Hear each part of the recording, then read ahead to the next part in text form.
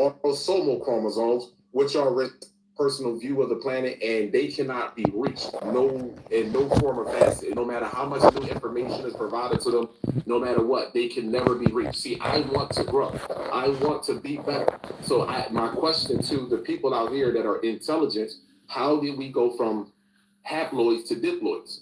How did we go from a single chromosome to a double chromosome? That's all I'm asking you. How did we go from single one chromosome to actually have an additional 22 chromosomes, which is autosomal chromosome, which are recessive genes?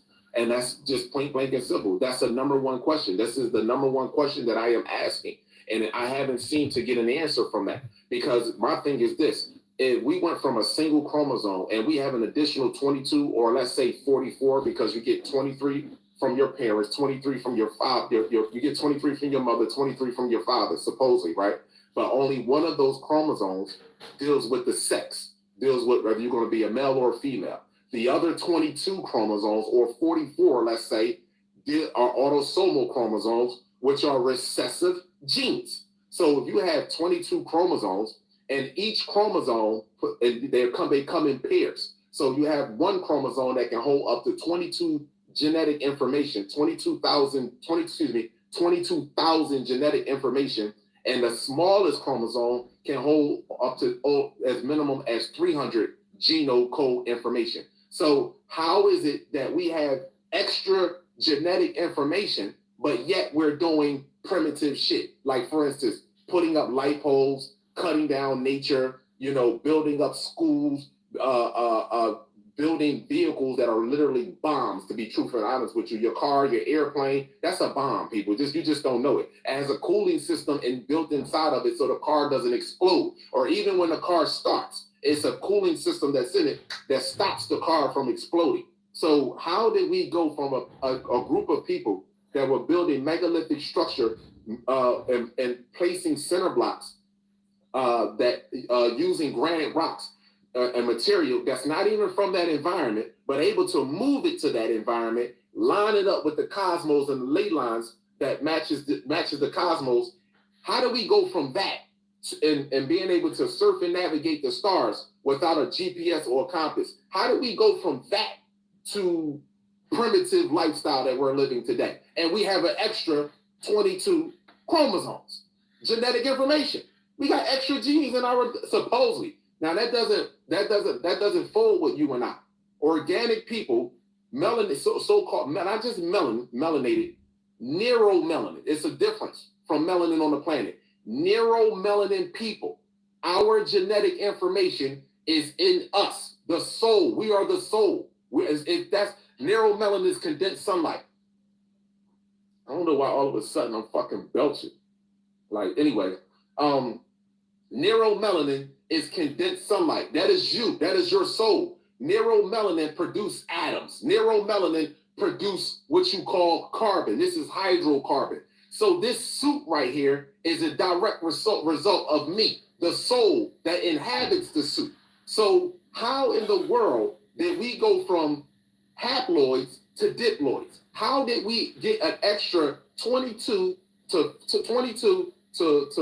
44 chromosomes? Because I don't want to say 46, because again, the 23rd chromosome has to do with our sexes, male or female. But how did we go from a single chromosome people to multiple chromosomes? That doesn't happen with us. Point blank and simple. And I'm going to show you. I'm going to go over some things that I went over in my last video and elaborated on some more on it. But I would definitely love somebody to call in and give me some information to let me know, because according to their geneticists and their biologists, even them has stated that they don't even know how that happened. And the only thing that their only explanation on how it happened is that millions and millions of years ago, our DNA just all of a sudden decide to copy itself. What? The number one rule in science, that which is natural can't change unless something unnatural takes place with it. So how the hell all of a sudden our genetics start copying itself, and yet we're in a primitive state? So without going any further, let me start off with this though. Let me start off with this. Oh shit. Yes. Let me start off with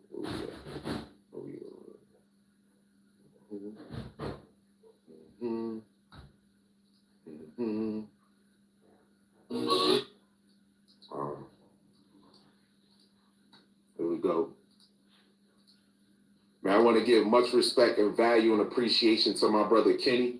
This is his Street View TV, man. For working with me, man. Like I want to tell you, like I'm getting stronger. You know what I mean? I know that I'm getting stronger. Let me get off of this real fast.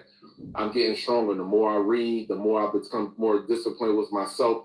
The more I align myself up with the cosmos, and the more I tap into my heart chakra, I know that I'm getting stronger. And my whole mission and my whole goal is to point as many people to see this MVP in themselves. You understand? As opposed to looking at someone else. I don't care about how someone else articulate themselves. I don't care about what somebody has or what type of degree. That's the master's degree. That's a slave master's. That's a slave. That's a slave master's paperwork that they got. That has nothing to do with intellect, intel. That has nothing to do with the soul. So again, let me start off with this. I want to thank my man Kenny again because he been with me out on the street 10 toes down, and this is just one of many to come videos that's on his way. I'm on live.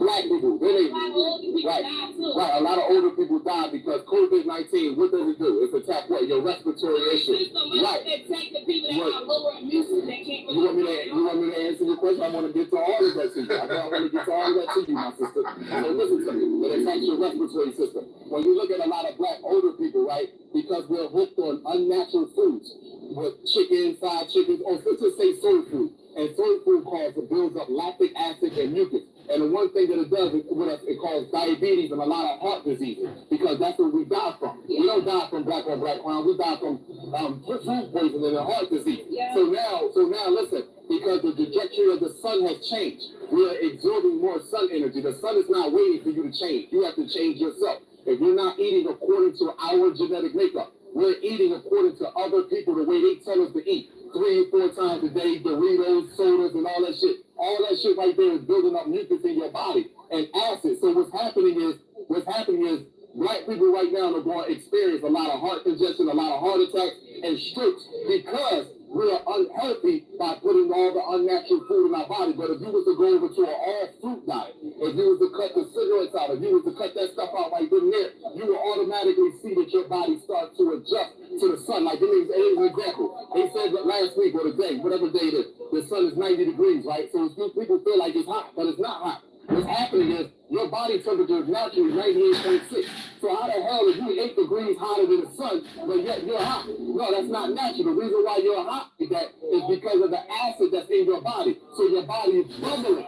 Like when you put water inside of a pot and you turn the heat on and you see it bubble, it's like your body is bubbling. So then you see the sweat pockets start to build up on top of your skin or you're coming out of your pores. That's because of the acid that's inside of us, and the sun is trying to heal us to get the acid out of us. But then we go right back to the we go right to the plexus factor. We go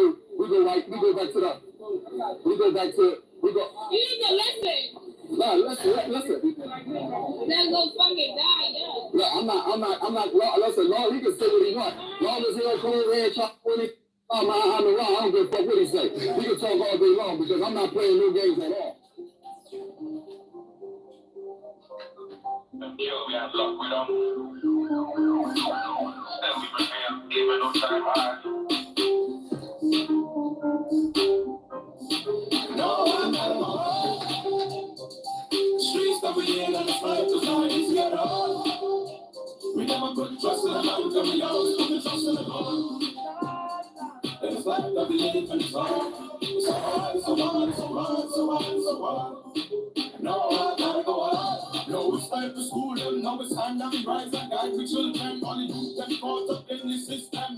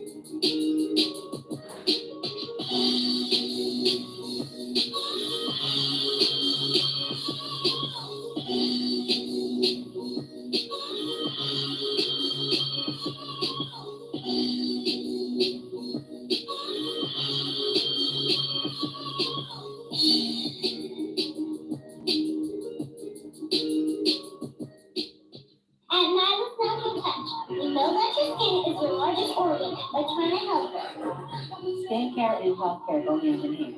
So we have created a product line that not only helps your skin from the outside, but from the inside as well. We have specially formulated tea and chili blends to help clean out your system from the inside, as well as all natural skincare products and hair care products to help assist with detoxifying your body from the chemicals that we've been putting in for the past 400 years.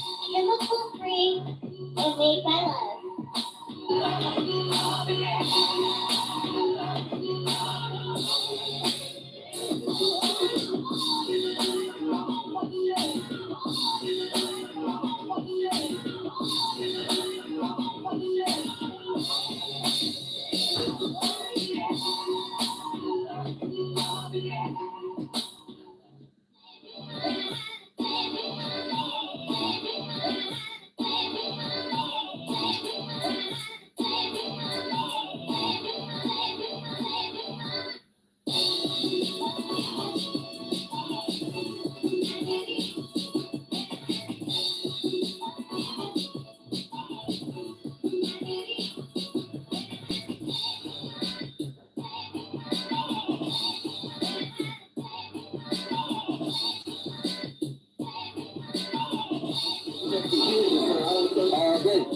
Absolutely, I trust none of it. Even the white man was on the social media said, "I never trust a white man." I put my body in.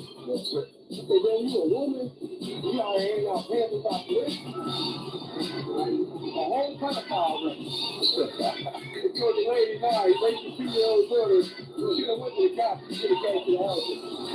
Damn.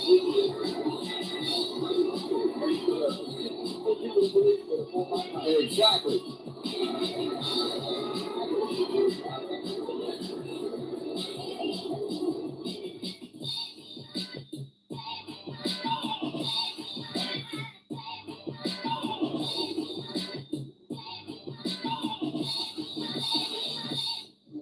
More strong than ever.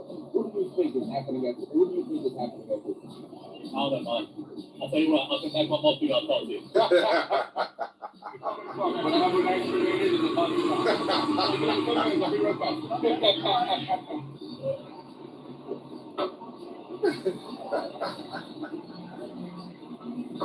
They might as well start wearing boots and start wearing sneakers because they stay running.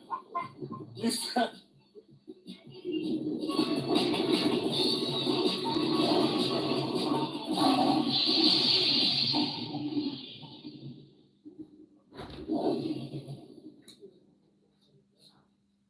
All right, my people. Appreciate you, Kenny. Thank you. Yes, and I do that every week. I do that. I'm going out there tomorrow too. Yes, I am. 10 toes down in our community. The revolution will not be televised. And I appreciate Kennedy. I appreciate my brother John down VA for always lighting the fire underneath me. My brother Shiz, man, working with me, man. I appreciate all of them. Shiz, my psychologist, to be honest with you. He keep me grounded with all this shit because you don't know, my people. You have the slightest idea, man. Like, I give nothing but respect and appreciation for brothers and sisters that stand up and talk in front of people. You understand? I want y'all to know I have a great deal of whole new respect for that because it takes a lot of energy. It takes a lot of self-love. It take a lot of selfish love too. You know what I'm saying? To love selfless too. To do that. You know what I mean? And for me, I don't do that for finances or anything. I get out there every day. I work Sunday through Thursday.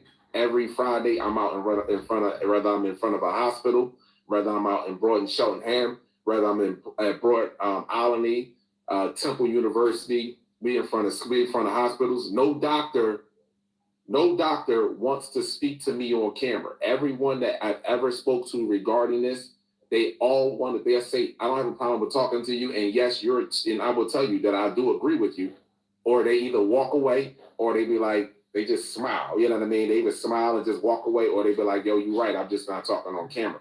You see what I'm saying? And I understand why they won't do it because they have no biological explanation to the planet. This is not about racism. If you find my words, if you find what I'm stating is racism, if you find your genetic makeup and people speaking about it as being racist, then that is something that's a psychological problem that you have. You know what I mean? You're dealing with mental illness that you literally believe in a God or a creator, and you hate the way that you are genetically made. So let me just make this very clear. Flies and honeybees have different genetic makeups.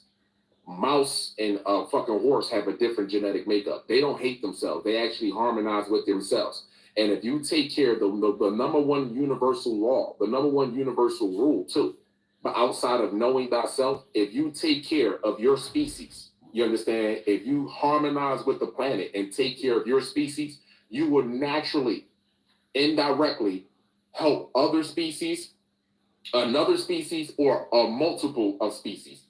Trees take out carbon dioxide and create oxygen, not just for us, but for all physical life that's on the planet. So it's just not one. Honeybees just don't fertilize the food for us to eat, but other animals eat from that as well. Plants and trees feed a lot of people, a lot of living organisms on this planet. In fact, all life, to be truthful and honest with you. So if you take care of yourself, and plants and trees and grass, they all take care of one another. So if you take care of yourself and you take care of your species, this is the universal law, then you will naturally take care of other species around you, indirectly or directly. It doesn't make a bit of a difference. So without being said, without going further, let me step into some of the stuff that I want to do a quick recap on.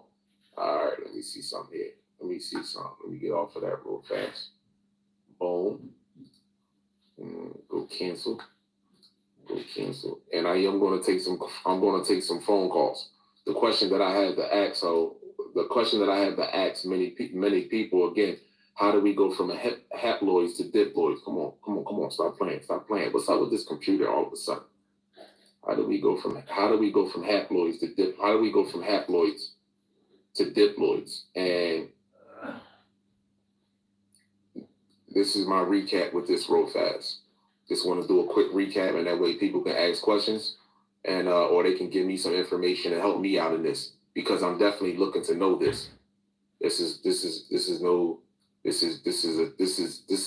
very important, because our children are being subjugated to a group of species that is not native to the planet, but did nothing but abuse us. So here we go right here. When chromosomes are sort into pairs, the individual chromosome in each pair are considered homologous. Now,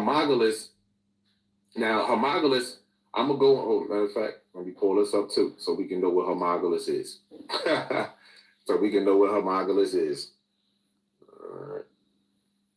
Even though I went through this already, for the people that's in the back, we can know what homologous is.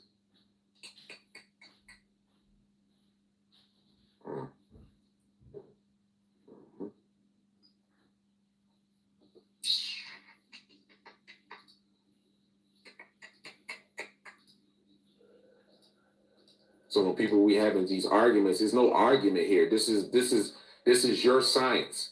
Having the same or similar relation, corresponding as a relative position or structure, corresponding in structure and in origin, but not necessarily in function. I know that says function, but let me go down to the next one.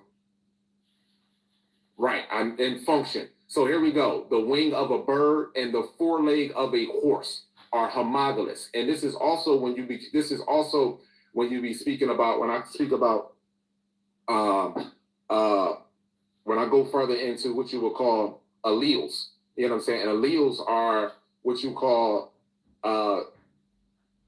replicas of the same genetic material that are inside of their DNA.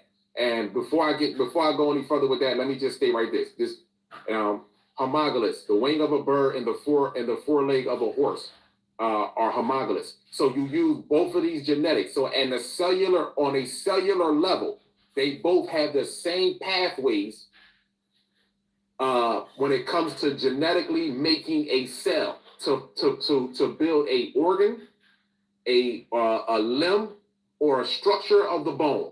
They have the same pathways. So just because you don't look like the wing of a bird or look like a horse doesn't mean you can't possess that genetic material. And this is what homologous is. So there's another word for that here you go. There you go. Having the same alleles or genes in the same order or of arrangement. Homologous chromosomes. Having the same alleles or genes in the same order of arrangement. Homologous chromosomes. So, how did we go from, go back over here, share, haploids to diploids? I'm going to keep driving this home. I'm going to drive this home. Homologous, meaning that the paired chromosomes are identical to one another with respect to which gene they carry. In addition to your homologous chromosome are identical in shape and sizes. These pairs of chromosomes are sometimes referred to as homologs for short. Homologs is short for homologous. Now, chromosomes can be a bit confusing. Humans are diploids, meaning we have two copies of each chromosome. Some organisms like bees and wasps have only one set of chromosomes.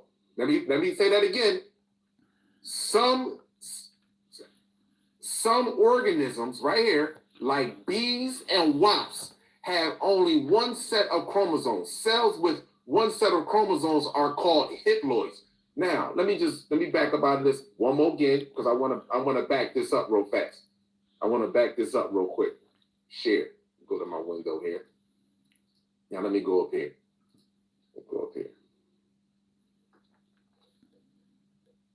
Now let's look at what a wasp does. But wasps are also top predators of crop damage insects like aphids, and their value as crop protectors is worth at least $416 billion annually worldwide. Now, aphids, I'm not sure what they are, but I'm quite sure they're crop-eating insects. So, but again, when you talk about putting pesticide and you talk about putting shit on plants, on your food, on your crops, to stop animals from stop insects from eating it and destroying it, right? This is what wasps do.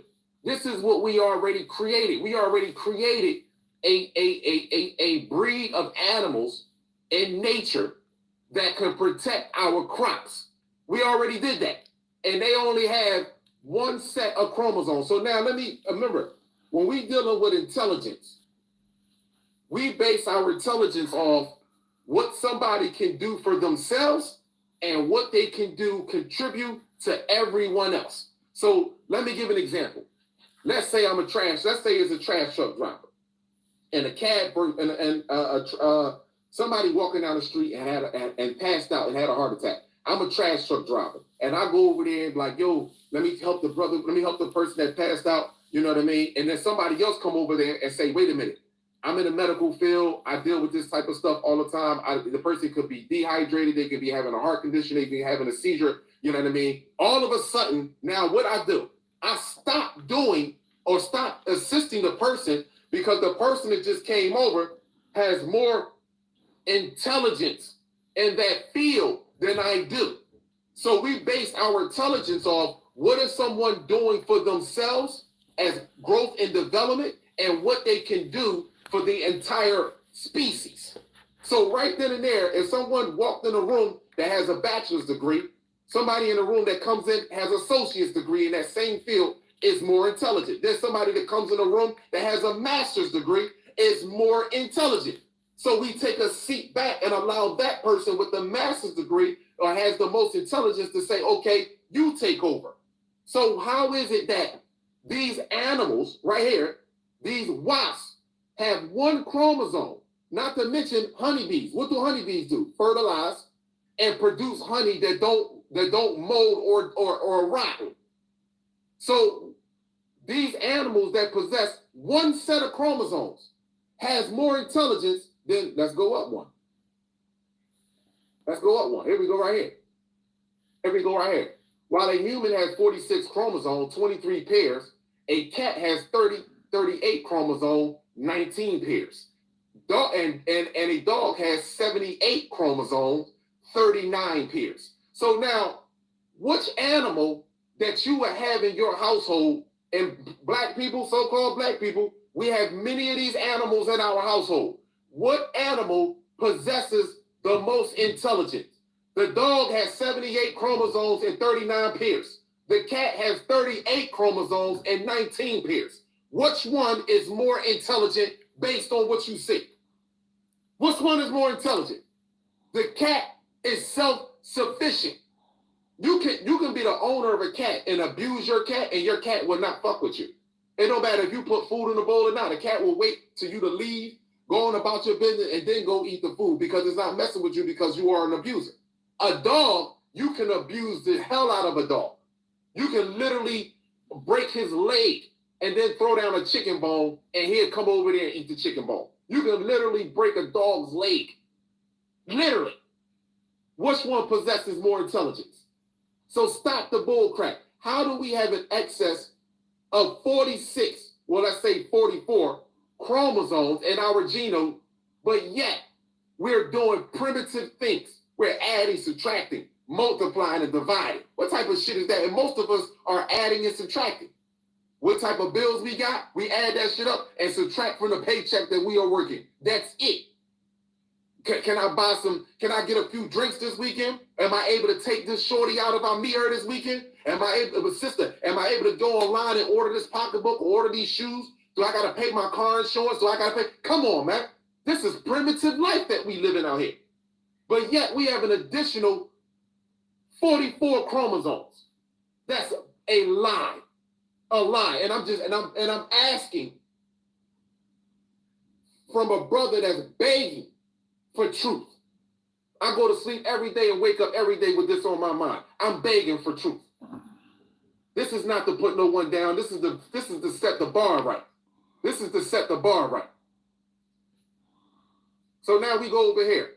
Back to, like, bees and wasps have only one set of chromosomes. Cells with one set of chromosomes are called haploids. Other organisms have 3, 4, or so many as 6 copies of each chromosome. The number of chromosomes set held by a particular organism is called the ploidy. For more on chromosomes numbers, see chapter 13.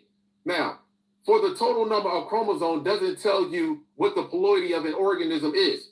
For that reason, the number of chromosomes an organism has is often listed as some multiple of n. A single set of chromosomes referred to by the n is haploids. Number.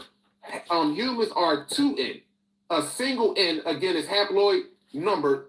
Humans are 2n. 46 indicating that humans are diploids, and their total number of chromosomes is 46.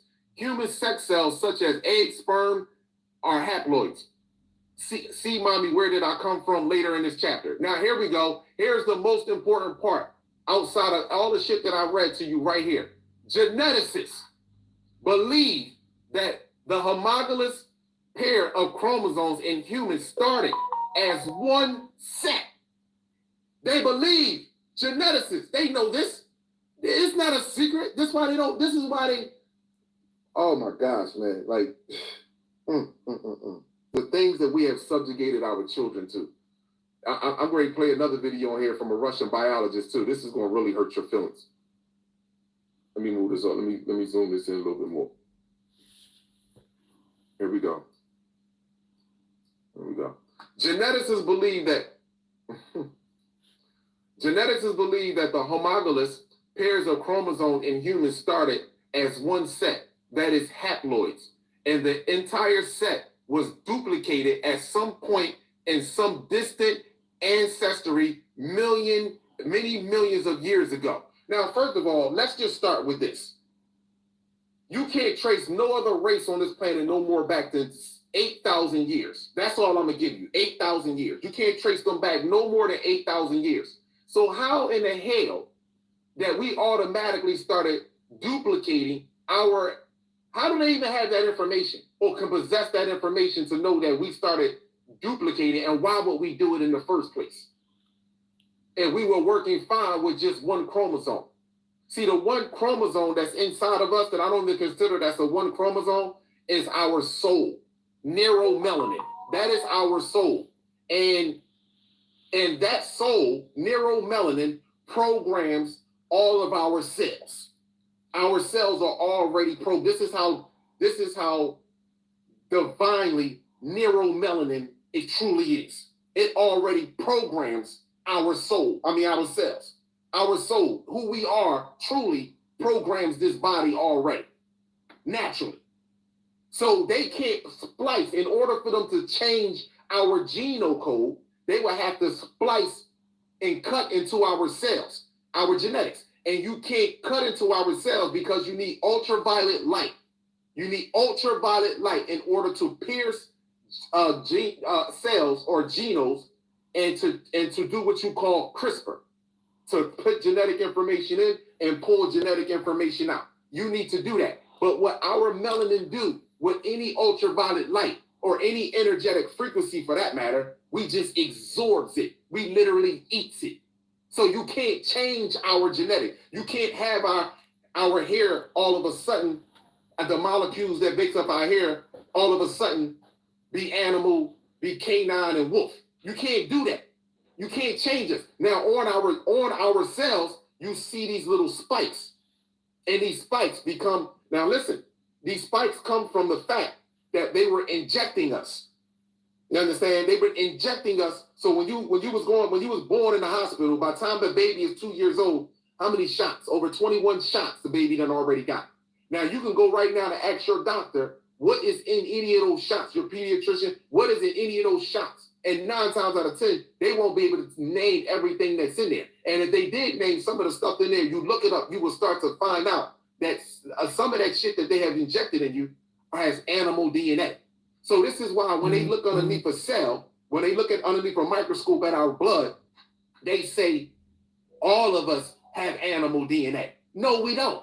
Our cells have antigens that's on the outside. First of all, our melanin coats the lining of our cell, and then on outside of that, you have antigens on there. So they'll look at that and be like, well, you have animal DNA too. No, we don't have. We have antigens that's from animal genetics that's on our cell that weakens our lymphatic system and our glymphatic system. Lymphatic system for your entire body, your glymphatic system for your brain. We have antigens on there. And this is what makes us acceptable to viruses and diseases. But as far as our genotype, we're not going to be born with coccytail. We're not going to be born with scoliosis of the spine. We're not going to be born with what you would call gene track sequences when the molecules, when the membrane is damaged, and then the molecules inside of that start to cross, and then now you see 2 heads come out, or you see the feet merge together and it look like a dolphin fin. You understand? Or you see their arms and you see their body are disformed. You're not going to see that with us. That doesn't happen with us. The most you're going to always see with us is we coming out mild retarded. And the reason why we coming out mild retarded is because of the poison that we are ingesting, mothers and fathers, the violence that we have ingested over the years, and the self-destruction that we're doing to ourselves. And we are going in there to these pediatricians and these doctors and allowing them to convince us, because we don't know our own genetic makeup, that we should be on certain prescriptions and certain drugs while we are pregnant.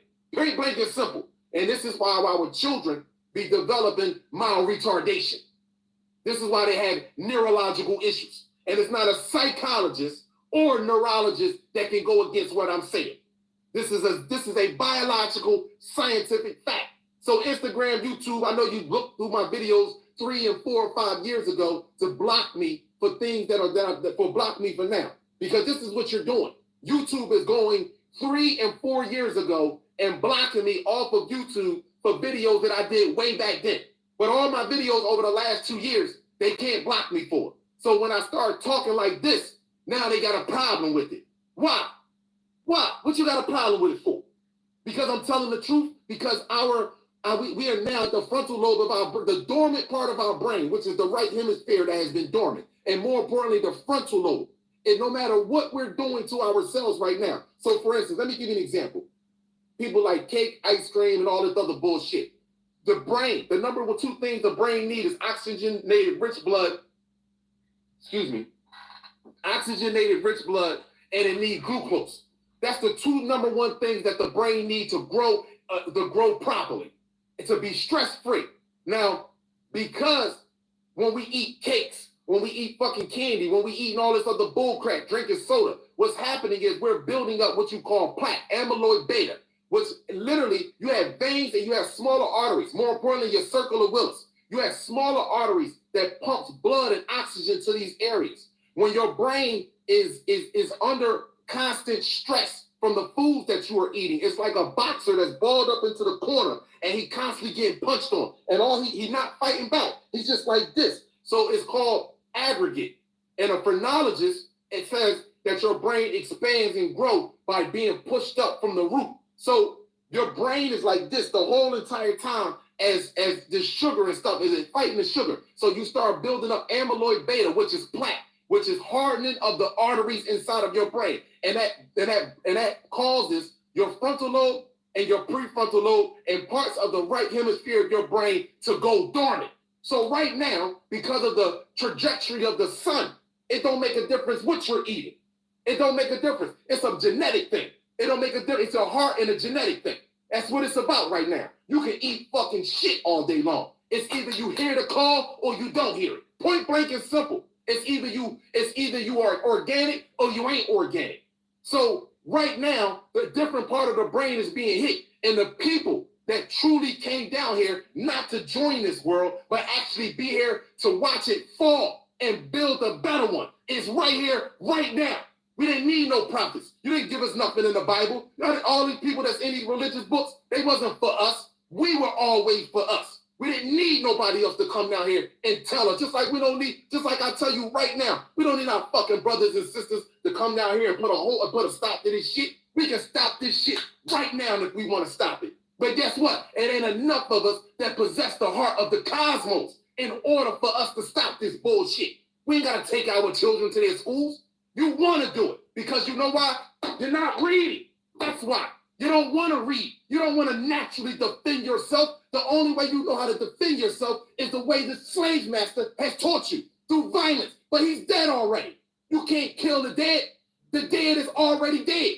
Anybody that rolled with me in the streets, no, I don't talk. Police departments, police people don't even want to pull me over. They don't want to talk to me. They don't want to eat. Let me explain something to you. I even got the brothers and sisters in the police department that even when they walk up on me, bro, we know. We watch your videos. Bro, we know. We read too. We see this shit. We know. We understand. I'm telling you, I was riding down the street the other day. He shook my hand in the car. He was like, yo, we know, bro, and I know you. He said, go about your business. Don't worry about it. Go ahead. He said, I'm going to take care of it because the nigga was harassing a fucking black woman. He said, I know. I watch your video. I know. I'm like, damn, looking at him like, oh, okay, all right, now pull right on off. They know our brothers and sisters are waking up, and it starts with one that have no fear but can speak with intelligence and not usurp energy from our people. So I have to ask my brothers and sisters that are so intelligent and read and know so much of this shit with anatomy and understand psychology because this bastard right here, what's his name? Adam Cash. This nigga is telling you in the book. He's in the book telling you. Brains, genes, and behavior. That your genealogy, your genetic state is directly connected to your psychological state. And then your environment plays a role too. He's telling you in the book. And every psychologist knows the central nervous system, the peripheral nervous system, and understand how the brain operates. Why the fuck we don't know it? Why we don't know it? We done lost your mind. It's a bunch of weak niggas out here. That's all it is. That want to get their phallus wet. That's all they want to do. That's all they want to do. So let me finish getting into this. That's all they want to do. That's all they want. And scream God in the sky. Fuck out of here. Hold on. Let me cancel this real fast. Cancel this real quick. Let me cancel this real quick.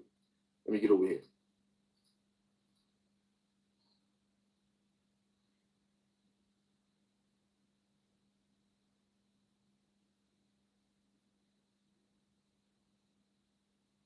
So,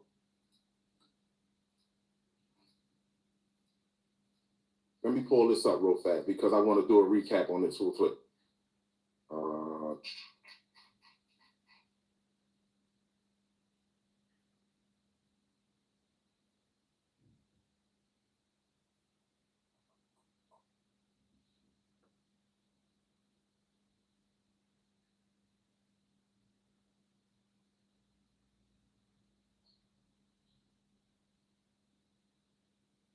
Okay, here you go.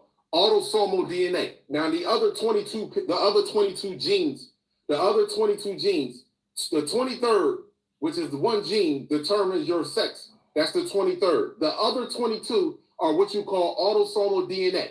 DNA which makes up the autosomal chromosomes and are found in the nucleus. First of all, black people, we don't have a nucleus in our cell, a nucleo. We don't have neither one of them inside of our cells.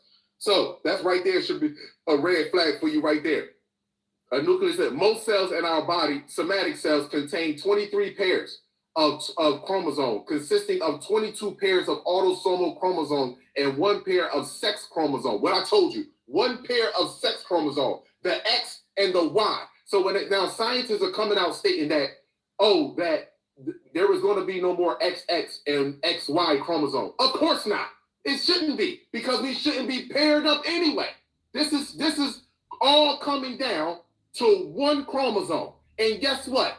That is a whole, not a single, but a whole. And it's come down to a single cell organism. We are prokaryotic cells. Every other organism on this planet is eukaryotic cells, mixed cells put together through electric fusion to make one living organism. This is what it was. Now, so we go down here and we say, okay, what are examples of autosomal? Examples of autosomal recessive disorders include cystic fibrosis, sickle cell anemia, and Tay-Sachs disease. Now, cystic fibrosis. So let's go down here and let's see what this is. Hold on. Here we go. Cystic fibrosis, a common hereditary disease in which exocrine secretory glands produces abnormally thick mucus. Why are we producing mucus? Abnormally thick mucus. Like I told you, you can call it whatever you want. And this is not racist. You can look at it as racist as you want, but you can deny your genetic makeup all you want, and you can focus on the God that they gave you, whatever the case may be. But understand something. Before the God that they gave you supposedly gave you your genetics. So why are you not focused on what he gave you to have a better understanding of life? So this mucus can cause this problem in digestion, breathing, and body cooling. What is the one thing that they have problems with besides digestion and breathing? Body cooling. They cannot cool their body down. We have a natural cooling system built inside of our body through our hypothalamus that naturally cools our body down. So again, it's not hot to you outside when the temperature, it's 90 degrees outside. You're 98.6. The reason why you're hot is because you're full of acid and mucus. That's why. Full of acid and mucus. This is why you're hot. So now let's go to Tay-Sachs disease. Hold on. Tay-Sachs disease. Tay-Sachs disease is a rare inherited disorder that is characterized by neurological problems caused by the death of nerve cells. Here we go. We gotta go back up one because I had to screenshot it twice. By the death of nerve cells, neurons in the brain and spinal cord, central nervous system, the most common form of Tay-Sachs disease, known as infantile Tay-Sachs disease, become apparent early in life. Oh, I'm ready to get off. Yo, Instagram, I'm coming right back on here. Don't worry about it. I'm coming right back on here. They great bump me off, and I'm still staying live. And if you want to come on here, if you want to call in, feel free to call in. Yeah, people, I'm on Instagram too. I had to bring my Instagram family in this joint because they always with me. Let me see something here.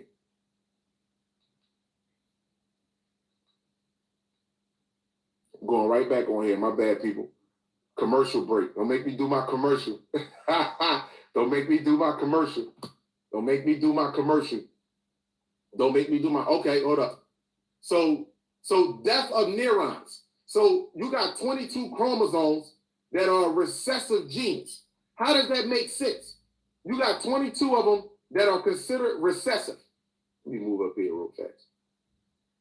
I'm not going to go through each and every last one of these, but I'm going to go through this. This is the one thing that I'm going to read real quick because drive my point home with something. And then I'm going to go into other things real fast. And then the person that left a message on my on the live that I actually did regarding this, and you talk about there is no love here, you done lost your mind. If you can't love yourself, you could never love me. So just because we're literally speaking about the fact that yes, and these are your own geneticists and scientists that are literally speaking about this. So now, when it comes to fruit flies and worms, not only are the pathways inside the cells very similar to those in humans, some of the pathways for communicating between cells or for instructing a cell to specialize are similar. Did you just hear that?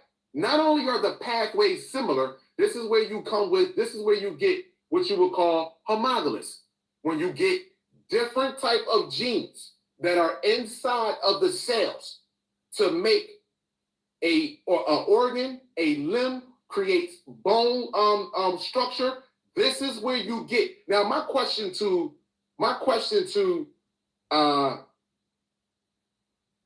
before I go any further with that, let me finish reading this.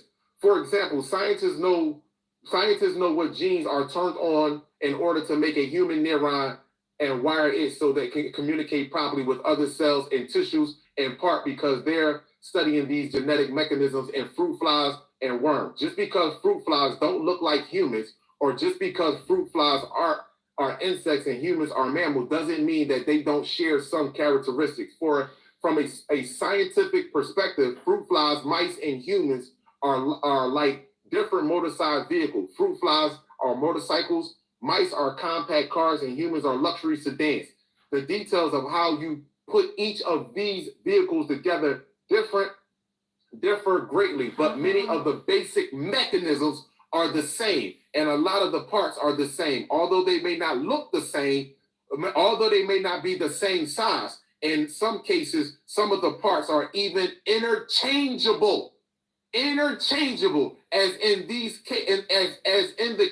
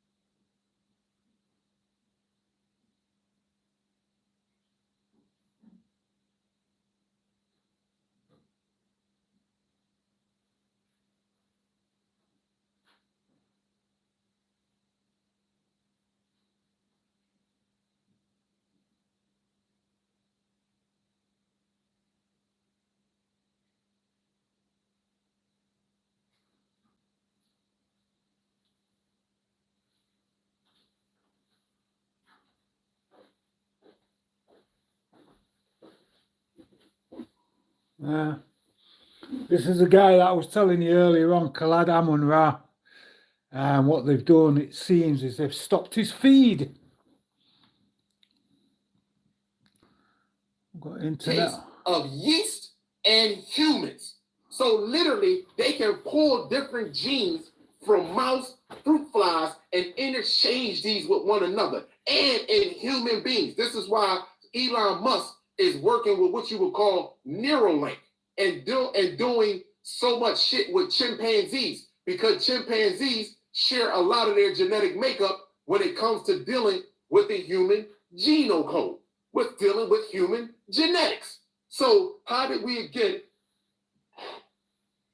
go from hiploids to diploids? I don't have any fruit flies in me. I don't have worm DNA in me. I don't have mouse DNA in me. I don't have yeast DNA in me. And let me explain something to you. Humans, we're not humans. We're angelic, benevolent beings. We're soul beings. So understand this. humans have a genetic code which is called chloroplast. Now, chloroplast you can find in some plants out here. You understand? This is why I say some plants die off underneath the sun and some plants don't die off underneath the sun. Because you know who Pindar, Moloch, the Dragon King, Prince of Darkness, you know who this Joker is. You should know who he is by now by coming to my page. This Joker has been dealing and manipulating genetics for quite some time on this planet. The human species, what we see today, is his last creation. But as far as in nature, he had to grow with intelligence over time to learn how to build himself up intellectually, to learn how to build and create what you call a human. Frankenstein, point blank and simple. So he's been creating shit in nature. So once he got things to work in nature, he said, okay, now I can merge this shit together and now I can create something that's similar to them, but not them. So now, when he created these people, he understood that they had an expiration date. These people believe anything that is told to them, that they're going to be here forever. Look how good it is on this planet, no matter how high the cancer rate is at this particular time. Eye retina cancer, Merkel cell cancer or carcinoma, ovarian cancer, skin cancer, or all type of variations are all popping on the planet. This is no disrespect. Even their children don't want to walk underneath the sun no more. Even the animals don't even want to walk outside underneath the sun no more. I seen a brother today literally dragging his dog. His dog didn't even want to walk no more. They're literally dragging the animals outside. They don't understand that the sun is beating down on them and they're changing their molecular structure. Hold on, not to mention in the White House, you can pull this up. Over the last 4 months, if I'm not mistaken, either 4 months or the last 3 months, or last 4 weeks, either 4 months or 4 weeks, either way, the dogs in the White House are attacking other people in the White House. Their canine dogs, which is a wolf, by the way, is attacking other people in the fucking White House. When has this been going on? You know why? Because they are breaking down. They are breaking down. This is not racism. This is not hatred. At YouTube, you can block the video if I'm lying. But again, I'm using your genetic books. I'm using your people that are writing these books, the ones that has been studying. You see, I'm reading from them. This is not my personal opinion. You see what I'm saying to you? So you can get mad at me all you want. Now, let me finish going further with this. I'm not done. I'm not done at all. Hold on for a second. Let me make sure I got everything lined up because let me see. Do I want to go through what? Who's my next thing that I want to go on?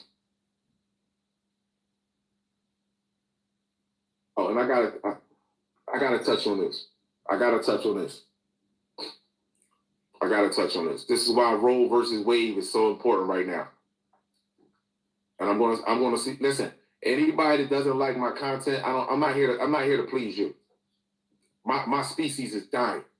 And the Bible stated, because it was written by extraterrestrial, that my people would die from lack of knowledge. And that's not happening with me. If I can do something to try to prevent that, then that's exactly what I'm going to do. So my people ain't going, I'm not going for that. So window, here we go right here. So this is why Roe versus Wade is so important because, again, like I told y'all before, the black woman is the only woman that produces stem cells that naturally can heal or rejuvenate any cell in the body. Now, you know the smallest unit of a cell is an atom. And after that is the building blocks. It's the building blocks of a cell. And cells turns into your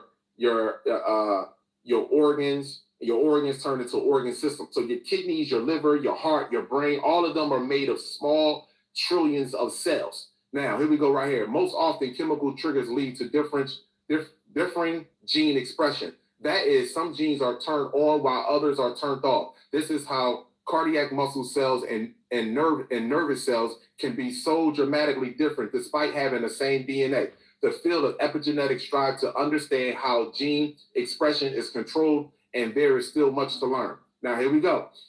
Cell differentiation is often a process with numerous intermediaries between the stem cells and the final specialized one. A stem cell is an undifferentiated cell that can give rise to cells that will then specialize, or they can just make more of themselves. Only very early in embryonic development. Only very early in embryonic development do you find truly totipotent stem cells. Truly totipotent stem cells. Why is these stem cells so important? Those that can develop into any cell type found in our body, including that of the placenta. Come on with the mouse and shit, man. My mouse is over here acting funny. All I'm doing is, come on, man. Like, y'all sick. Anyway, so again, truly totipotent stem cells, those that can develop into any cell type found in our bodies. So now, only in embryonic stages, the first stages of the development of the fetus, of the child, you understand, inside of the womb. This is why so-called black women, they want to tell you, build your career. And then they got you sleeping with dudes that are children at mine. And then you're looking at them like, what is he going to do for my baby? I was messing with this dude. He looked cute and everything, but he has no stability. I have no stability. Oh, you know what? The world is on my back. Family members are telling me that I should get an abortion. I got my whole life in front of me. Boom, here you go. In Philadelphia, do you not know the mortality rate when it comes to children is 75%? That's sad. With black women, 75% with a mortality rate when it comes to abortions and development and babies are dying. 75% here in Philadelphia. I don't know where is that anywhere else. I was just reading about this in Philadelphia, and I did a video on YouTube and I loaded it up here. So that is sad and disgraceful that we are killing, murdering our own children, murdering. This is completely they've engineered it this way so that they can use the cells. This is why they do it anyway, because they want the stem cells. Yes. They want the totipotent stem cells. Those that can develop into any type cell found in the body, including that of the placenta. As the embryo begins to organize, nobody got anything comments to say? No comments. Oh. Develop into any cell type except that of except the placenta. Once the embryo starts to form its layer, the endoderm, the mesoderm, and the ectoderm, the stem cells are now considered multipotent. For more on embryonic development, refer to chapter 17, blase. So I don't have to go no further than that. This is because it's only going to tell you about what how cells start to die off. But this is the most important part of this entire book right here, when it speaks about stem cells. And stem cells in any medical field, any doctors or geneticists, and they consider stem cells are immortal cells. And these cells inside of our body, we still possess these cells.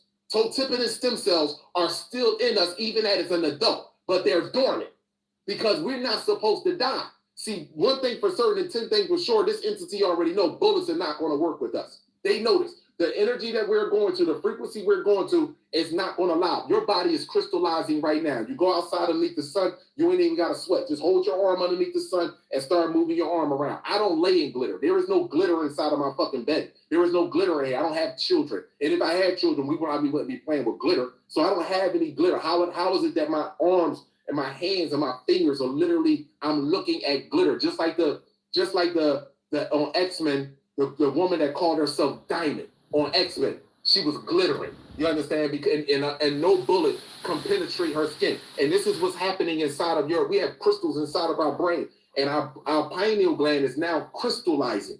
Those that are eating according to their genetic makeup. It's very important to become eat as much as the sun as you possibly can. I fast throughout the course of the day. I don't eat until 5 or 6 o'clock. Now, let me tell you, I haven't eaten nourished the last couple of days, but when it comes down to me eating, this is me. You see this right here? This is me juicing. You know what this is? This is kale. This is kale, pineapple, cucumber, and green apple. This is what this is right here. And I got 4 gallons of this shit inside my freezer. 4 gallons. This is what I eat.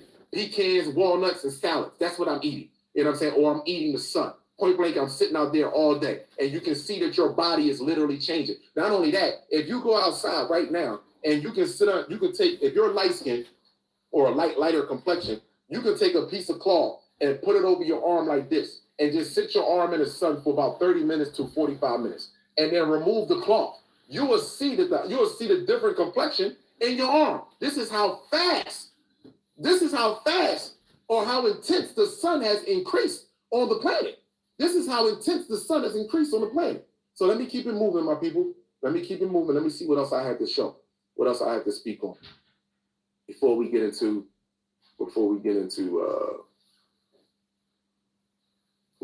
anything else.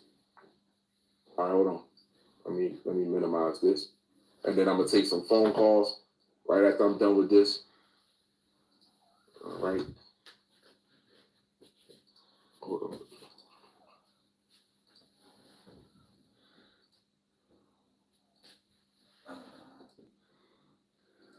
Matter of fact, this is what I'm gonna play first.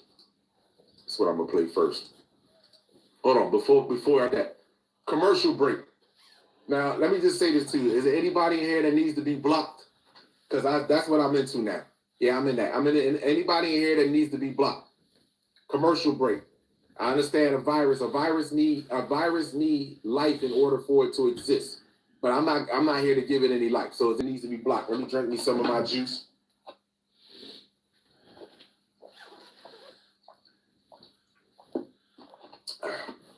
And please hit the like button.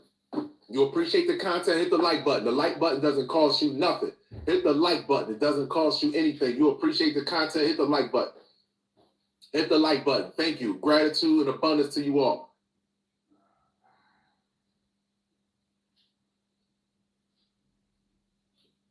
All right, cool. Let me keep it moving.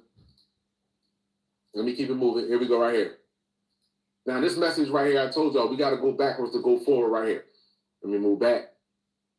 I only want to play one part of this message.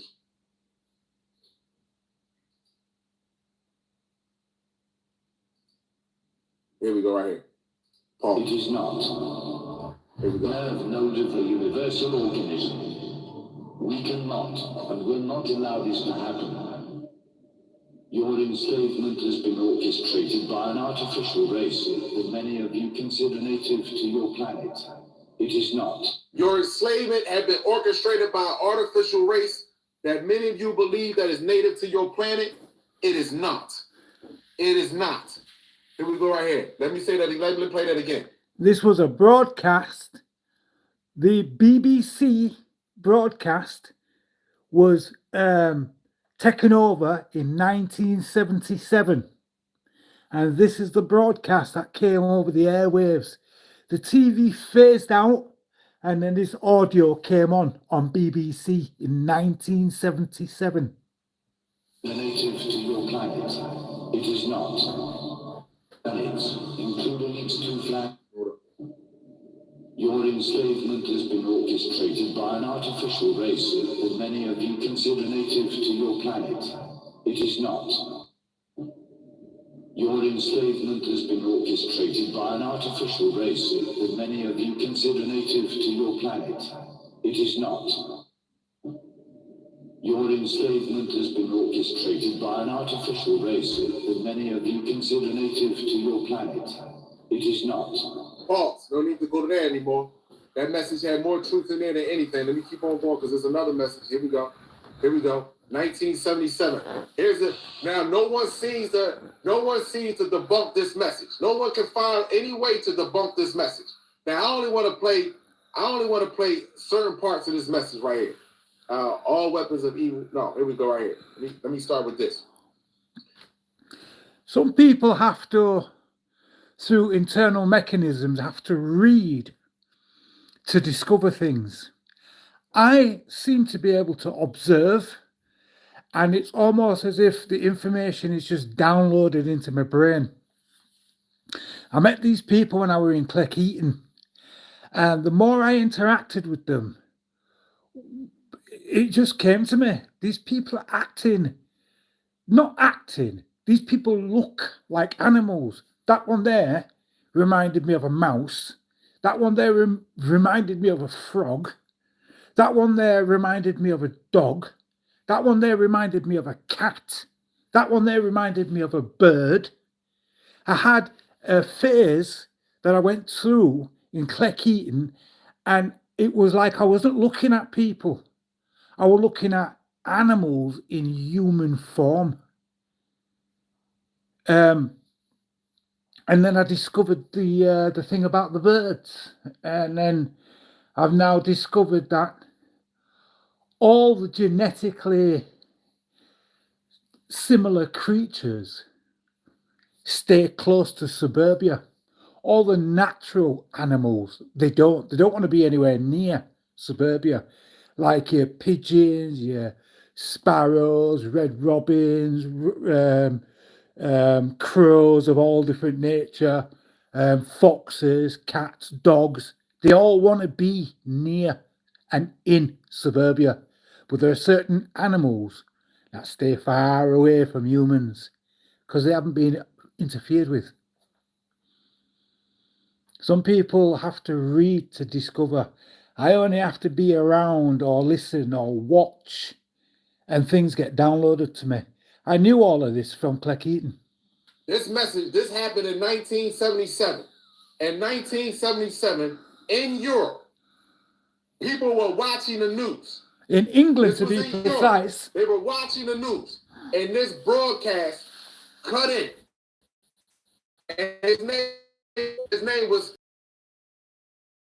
speaking to you. Now, he said, Ashtar and after his Verlon. introduction, how he was nice and calm and introduced himself. He said, be still now and listen, for your chance may not come again. Now, all your weapons of evil must be removed. The time for conflict is now past, and the race of which you are a part may proceed to the highest stages of evolution. If you show yourself worthy to do this, you have but a short time to learn to live together in peace and goodwill. Now, have you noticed, since they've been talking about the age of Aquarius, which they mentioned it on the news maybe one or twice, have you noticed that things have ramped up as far as violence on the planet? Instead of learning to live together in peace and goodwill. It's the opposite. Violence. Let me move forward. Just a little bit. Call from 414. Hold on. I got y'all people. Hold on.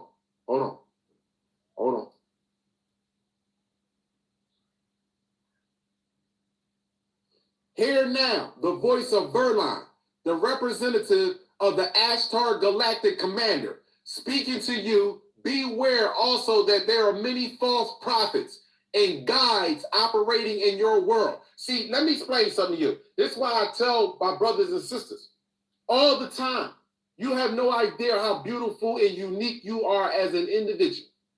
Do not allow someone in here. Do not. It's okay to go to the buffet. But when you go to the buffet, you pick what you want to pick. It's okay to look at the whole menu. It's okay to look at all the shit there.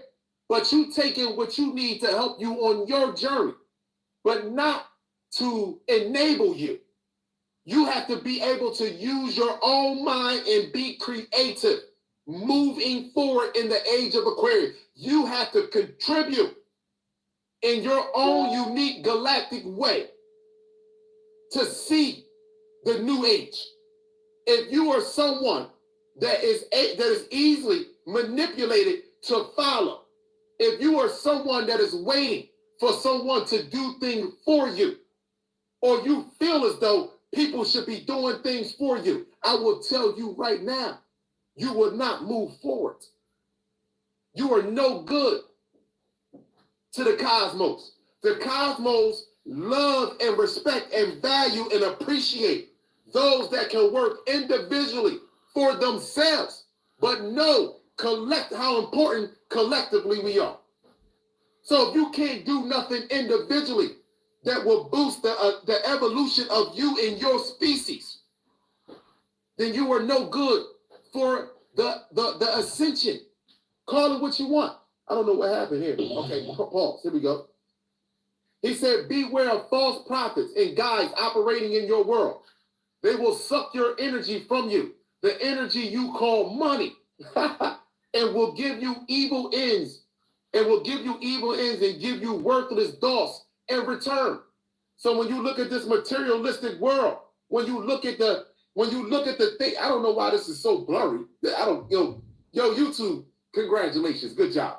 But when you look at the world that they give you, the cell phones, the computers, the laptops, the cars out here, the vehicles, the houses that they try to glamour you with. When let me explain something to you. You know why Bill Gates feel arrogance? You know why Bill Gates can walk into a room? You know why Warren Buffett can walk into a room and everybody be like, oh shit, that's Warren Buffett.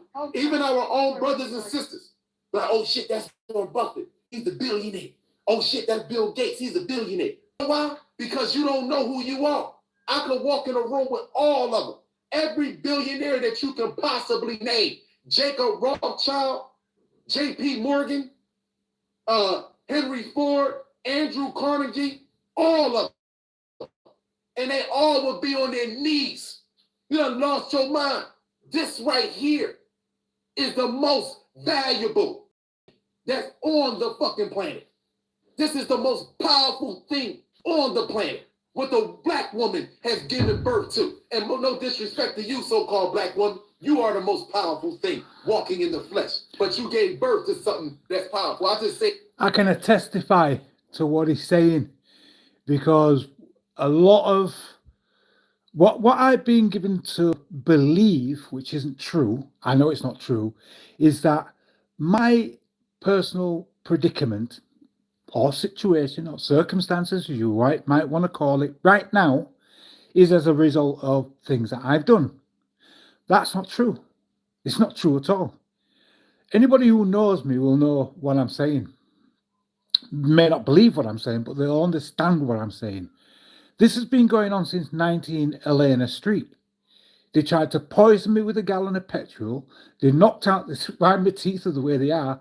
The whole of the top plate of my mouth was dislocated. The bone was dislocated. I've got scars all over my body that don't make any sense. Some of them are medical procedures that don't make any sense at all when you're given the explanation. You ask the doctors, they stick you on safe haven for 5 years.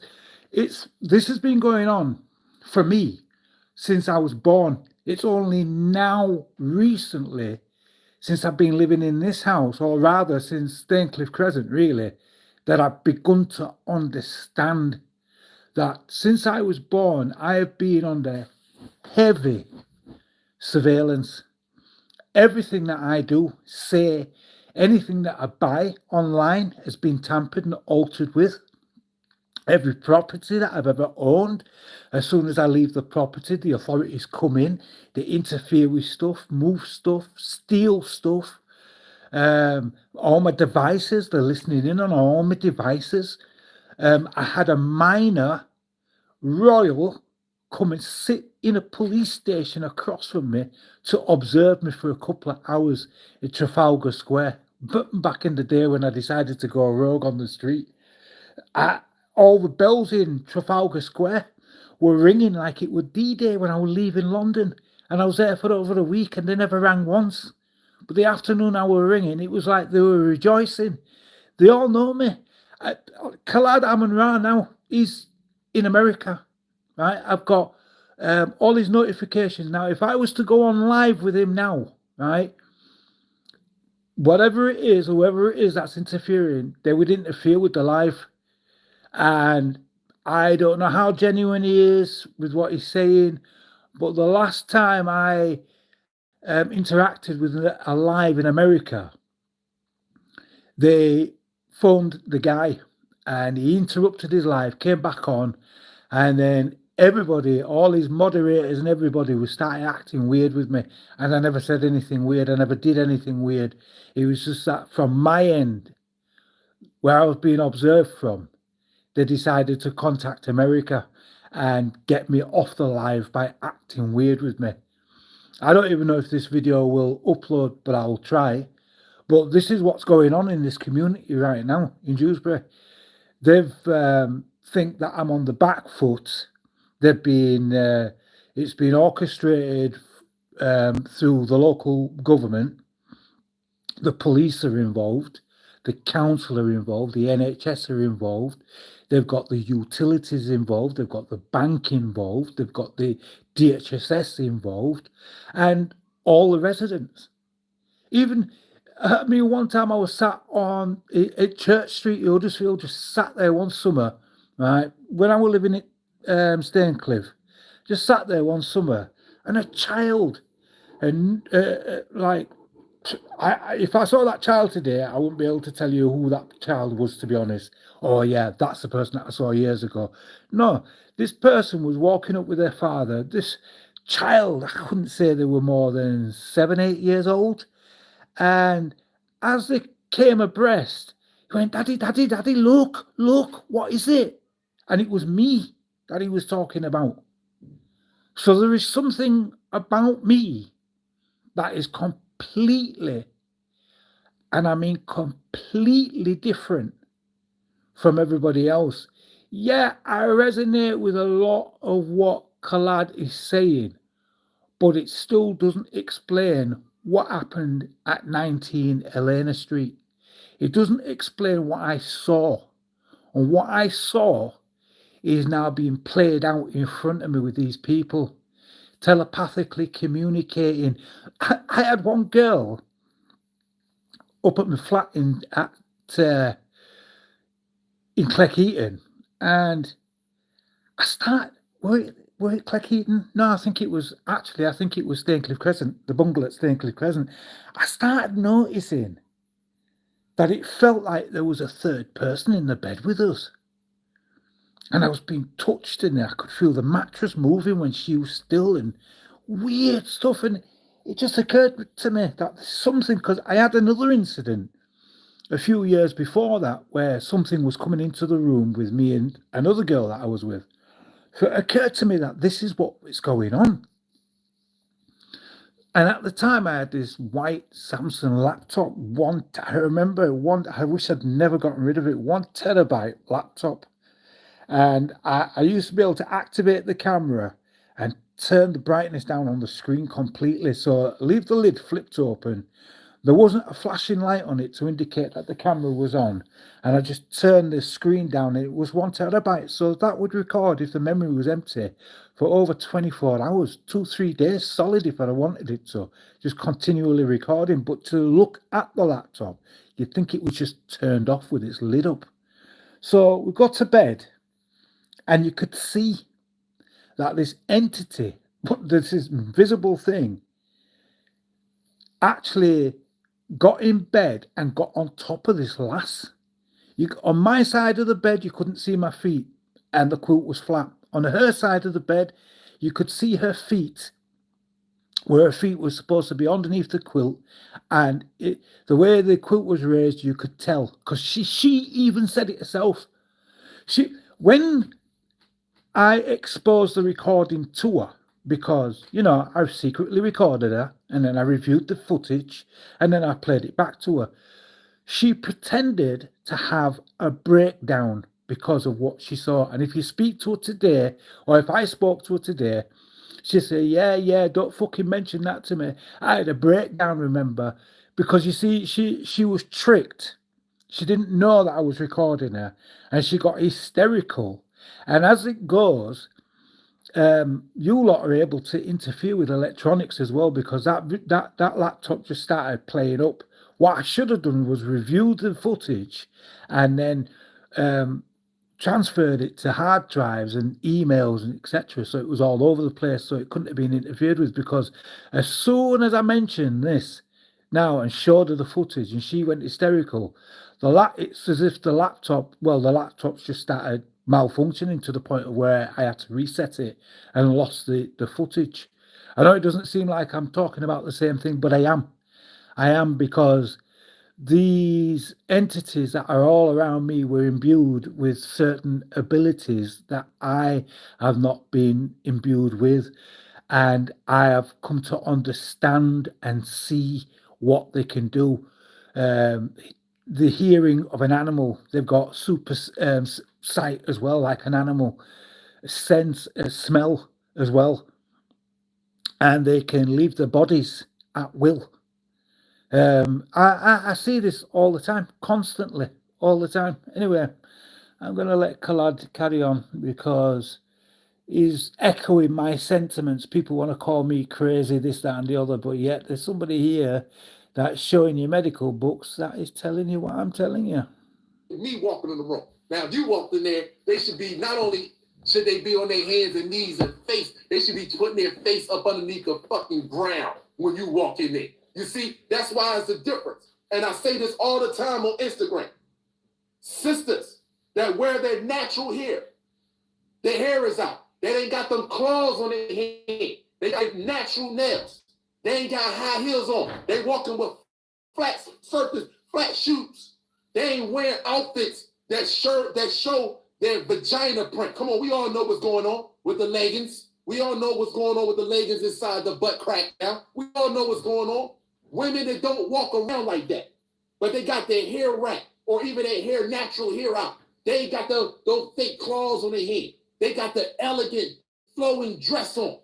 You understand what I'm saying to you? That can fit, that show curvature, but ain't show cleavage. It ain't showing the vajayjay. You see what I'm saying to you? So, and they walk into a room.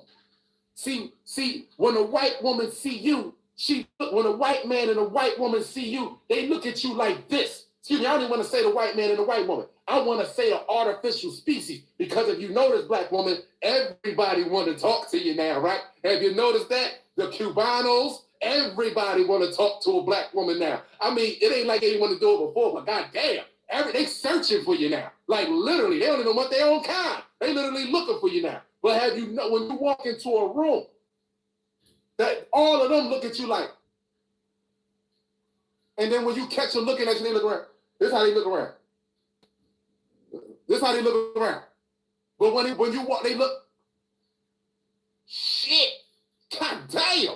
And then when you see the woman, the so-called black woman with the long eyelashes on, with the nails, and she got the makeup on her face, the long hair, and she got heels on, or she got the tights all on, showing everything. You see how the white girl look at, hey, how you doing? Come on over. Yes, how you doing? Yes. But when you go to talk to the white woman, looking natural, she look at you like, yes. But when you go to her looking like the white woman, you done gave her a sense of accountability. You done gave her a sense of reasoning to be here. Because, I got God wanting to look like me. I got God wanting to look like me. And deep down in my heart, I want to look like her.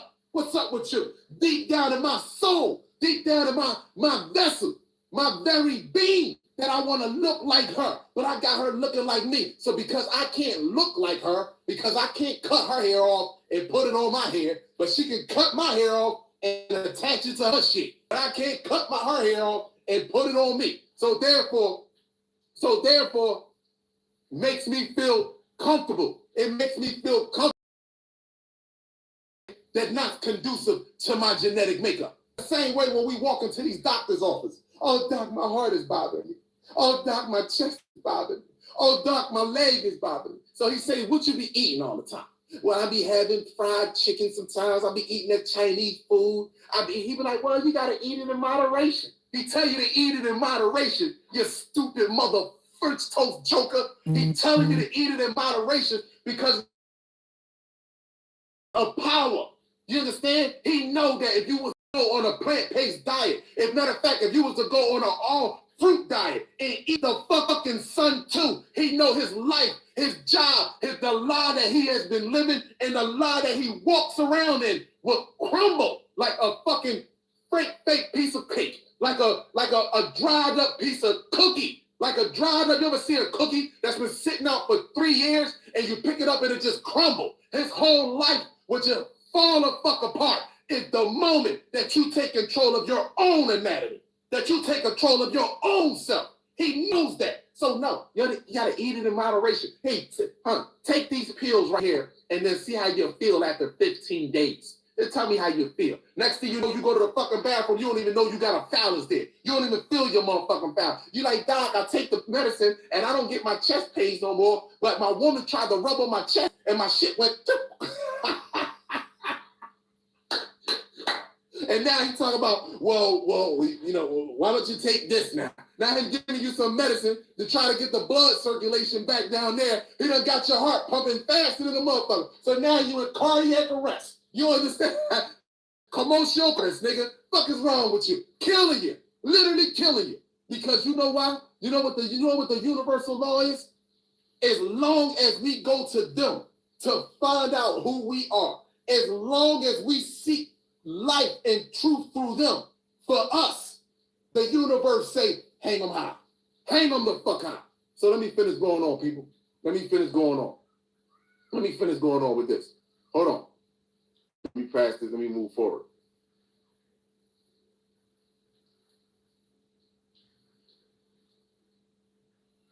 Okay, here we go right here. Let me pull this part up right here. And then I'm moving on. And then I'm going to take some phone calls. And what time is it? It's 11 o'clock. Shit, Kalai, you been on this joint for how long? Oh, shit. I've been vibing on this joint, huh? I've been really vibing on here. Here we go. I'm going to go from this and right outside tomorrow. 10 toes down, baby. Let's go. It says, this is our message to our dear friends. Who is he talking to? Now, this message happened in 1977. Who is he talking to? I want to read this to you. And I want you to hear. Who is he talking to now? This is our message to our dear friends. We have watched you growing for many years as you too have watched our lights in your skies. You know now that we are here and that there are more beings on and around your earth than your scientist admits. Hold the French toast door. Who is he talking to? Who is he? This happened in 1977, my people, in Europe. Who is he talking to? This is our message to our dear friends. We have watched you growing for many years, as you too have watched our lights in your skies. Let you know right now that they can't put nothing up there. Let you know right now that they can't get out of here.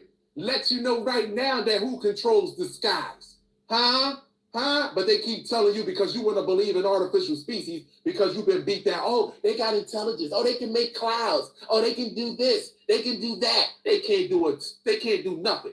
All the stuff that they do, we catch on within seconds. When 9/11 happened, we was right on it. When they blew up the pipe, when they blew up the underwater pipe bombs, when they blew up the shit over in Atlanta and made the levees blow up, we was on it. When anything that they do, we be right on it. They can't do nothing. Are you serious? These are primitive species on the planet. Meat eaters cannot outthink or move faster than sun eaters. Remember that. So we have watched you growing for many years too.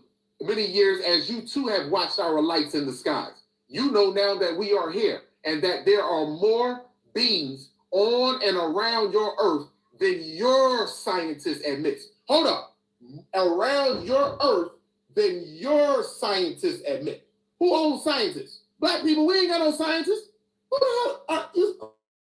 Who owns scientists? We ain't got no scientists. Who the fuck is he talking to? Was he talking to us? He said, you know that there are more beings on and around your planet than your scientist admits. Why is that?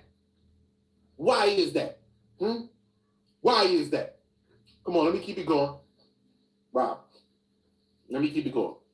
Let me keep it going. Let me keep it going. Here we go. Now I'm done with that. That's the message from 1977. Here we go. Let me go over here to this right here. Nope. This is what I want to. Come on, man. Where is it at? Here we go. These crop circles right here is from May and June of 2023. So I just want you to look at these crop circles. May and June of 2023. This year right here. I want you to look at these crop circles. Star seeds. Look at these crop circles. Tell me you can leave in the comments what you think they are saying. What message that they are saying. First of all, look at the geometry that they're using. Ancient man. Look at the precise craftness that they are using. They said that only the hands of God can do this. Only the hands of God can do this. You know that you know what type of intelligence that you have to be able to possess to create a portrait like this inside of crop fields. Do you know what type of intelligence you have to possess? And if there was a war in the heavens, a question that I have to ask my brothers and sisters. If there was a war in the heavens, woo, Kala, woo, I got the Holy Ghost tonight. If there was a war in the heavens, and we won the war, the entities won the war that's here on the planet, they won the war. How would you allow someone to come through, get past your radar defenses, and drop crop circles in a matter of seconds? How do you do that? How could you allow that to take place? If there was a war in the heavens, that means your technology matches theirs. Or the heaven is right here. Why is the heaven right here? Because you have over 100 billion neurons inside of your brain. The same amount of stars in the Milky Way galaxy. 100 billion neurons. And one neuron possesses enough information to fill the Grand Canyon from floor to ceiling, wall to wall, 10 times the fuck over. One neuron. One neuron. And you got over 100 billion of them. Stop playing with me, man. Stop playing with me. Who dropping these crop circles? War in the heaven. Huh? What a joke. I had to teach this to you. Hold on, and I want to show you one last crop circle. I want to show you this. This was the most. This one right here. Let me start it over. Right here. This was the last one that was left. This was the last crop circle that was left. And this was in July. This crop circle was in July.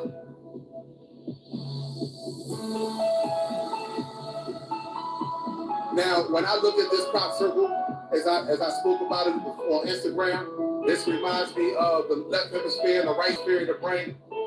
This here in the middle reminds me of the corpus callosum that connects the left hemisphere and the right hemisphere of the brain that sits beneath the pineal gland.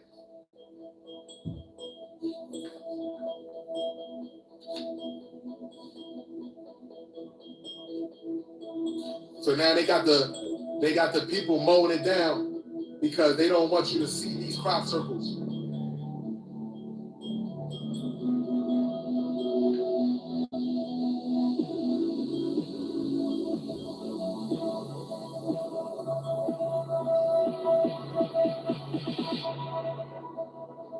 What does that crop circle say?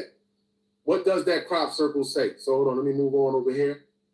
Now, anyway, I want to use a couple videos from Mr. MB33 channel real fast that I want to speak about real quick. Matter of fact, if you want to call in, you call in. I'm gonna take calls now. As I'm going in and out of these videos, you can call in. You can call in if you want to call in. Difficult to say. Now, pause. I'm just going to show you this right here. Now, this is a cloud, supposedly a cloud. This is a ship sitting inside the sky. Now, this is what I'm trying to explain to you, right? Look at the rest of the sky. Okay, you want to say these patterns of the sky is normal. That's what I mean. Normal. That's what the clouds normally look like. But what is this? How is that possible? What type of cloud would do that? What type of cloud would have this type of structure sitting in the sky? What type of cloud would have that? What type of cloud would have that type of structure in the sky? Hold on, here we go. All right, hold on. Take one. Hold on. Let me put this on speaker. Hold up. Hello? Yeah. Hold on. Give me a second. Oh, yeah, hold on. Let me put you on Bluetooth. Can you hear me? Call from Hold on. 1513903. Okay, hold on a Call second. from Hello? Can you hear me? press 1 to send a voicemail. All right, hold on for 1 second. Hold on, I gotta check this out. Hold on for 1 second. Hello? Yeah, hello? All right, here we go. Peace, appreciation, and value. You live with Kala. State your name, city, and state where you calling from, or you don't have to do that. Okay, well, I'm going to do this. My name is Kenneth Brown. I'm calling from Decatur, Georgia. What's up, Kenneth Brown? How you doing, my brother? Long time no hear from. Man, let me tell you something, Kalai, before I go on. This song, I'm telling you, it's so strong, Kalai. It's beautiful, though, because I'm crystallizing. I'm changing, man. This energy, I just feel different. But anyway, I'm going to ask you a question. Yes. Why every time I walk up and look at the sun for about 3 minutes and people look at me, jump in the truck and run, everybody running from me, man. I can stand there and look at the sun. I mean, look right up through it for 3 minutes or 4, maybe 5. And people just running. But it's a question I want to get to you, to ask you, because I want to get this real straight. Because like you said, it's not about racism. Now, I want you to follow me, because everything you're doing is, I'm going along with your genetics and everything. I get that part. But this is the part I want to get so I can get my understanding, because all I do now is just go within. That's why I don't comment or nothing. I'm straightly going in meditation like crazy. Well, anyway, I want to ask you one question, because everybody's saying this. Now, if I understand that, mankind was created. I get all. I get the genetics, everything. Right. But let me ask you a question, because this is very important, because I keep getting this through them, through the transmission, through them and all that. And so when they telling me they still was created by the source energy. They just only electricity, which they just spirit. I get that part. But what they're saying, if they can elevate their frequency to a 5D level and vibrate on that frequency is coming to the planet, the people that's raising their vibration and frequency to that level can extend to the 5D and receive a soul. Now, give me some on it. All right, here we go right here. The reason why that is virtually impossible, because the body has nothing to do with the soul. The soul is different from your ethereal. Your body comes second. Your ethereal, which what makes up your body, your genetics. Okay, I got that. So the reason why so-called black people don't have a problem with the sun is because we're literally the sun. We're not the body. We're literally the sun. That's what neuromelanin is. Neuromelanin is condensed sunlight. So we are like the drivers that's sitting inside of a vehicle, but the vehicle matches our suit. They are just their suit. They're not soul beings. As much as people want to say that's racist or hatred, they don't possess the soul, aka the sun, in order for them to ascend to the sun. You see what I'm saying? So you have to be able, you literally have to be the sun, walking in the flesh. When they say Jesus walked on water, that's the sun. Literally. Yeah. That's the sun refracting off of water. So this is the problem. So they can drink tea, they can drink tea, they can meditate, they can do yoga, they can do all the shit that they want to do physically. But this is a metaphysical and a physical thing merging together. And hold on. 226-6073. Hold on. Hold and accept. In and accept. Nah, hold up. Can you hear me? Oh man. Hold on. Some people, y'all gotta. Kenneth. I don't know what happened. Kenneth. Yo, Ken. Yeah, Kim. I can hear you now, man. Somebody called in, and I don't know the phone. I got this new phone, and this phone, the way it answers the calls on the other line, it blocks out the other calls. So people, bear with us. Soon as I hang up the phone, you can call in. Yeah, I'm just letting you telling me, because I understand even like when you show that picture, I still don't forget it about that Russian dude. I think it was you that showed that Russian dude that told them, that said that they were created in the peace treat dish. And I get that part, but the thing is, because they have the energy of the source, where I'm coming at, and they electricity, and if they raise their vibrations, it doesn't do it. You telling me it still got to do with genetics? Yeah, so no, it has to do with the sun. It has to do with your soul. Oh, okay. So listen, hold on for 1 second. This is what you just said. So you talk about raising their electricity. Raising what? Everything on the planet in order for it to operate. Like, for example, even your cell phone. Your cell phone operates off electricity or off of energy. Everything is energy, but it doesn't mean that is the source energy. When you say that they were created from source, you're telling me that they came through the sun. So who created them? Okay, they hold it right there. I ain't going with the Yaku story, but the thing is that they, like you said, they still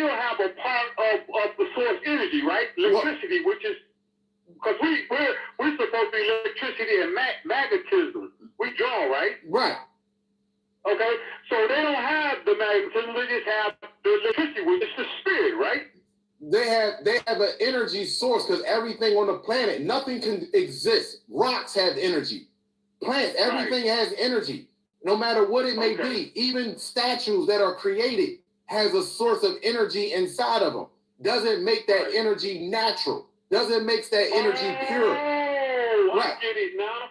Oh, okay. So everything but see, you got our people down here running from the sun. I know why, because the nanobot technology, the nano implant, plus what they're eating. I get it. Well, so you mean to tell me no matter how much they vibrate, raise their frequency to unconditional love and all that, they can't get in? How could somebody have unconditional love? Hold on, man. And accept. Nah, I don't want this call. Okay, that's it. Here we go. How could somebody have unconditional love, right?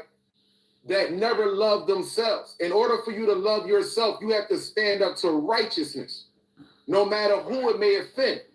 So they don't love themselves enough to stand up to their own people. Listen, silence is acceptance. So no matter if you lynch black people, no matter if you was a police officer, no matter if you was a judge and you injustly lock black people up, or you was a medical doctor, or you was a school teacher, it doesn't make a bit of a difference. You can be someone that's working at Home Depot. You're still holding up a system and a part of a system that is destroying organic people of the planet. So until I see white people, Asian people, and Arab people march down the fucking street and tell black people, stop going to their schools, we're not teaching you no more, we're not medically evaluating you no more, we're not psychologically evaluating you no more, we're not running an economic system on you anymore, we should not be doing this to you. The planet belongs to you, and we came here after you. So until that happens, they could never love me, because they don't love themselves and love righteousness enough.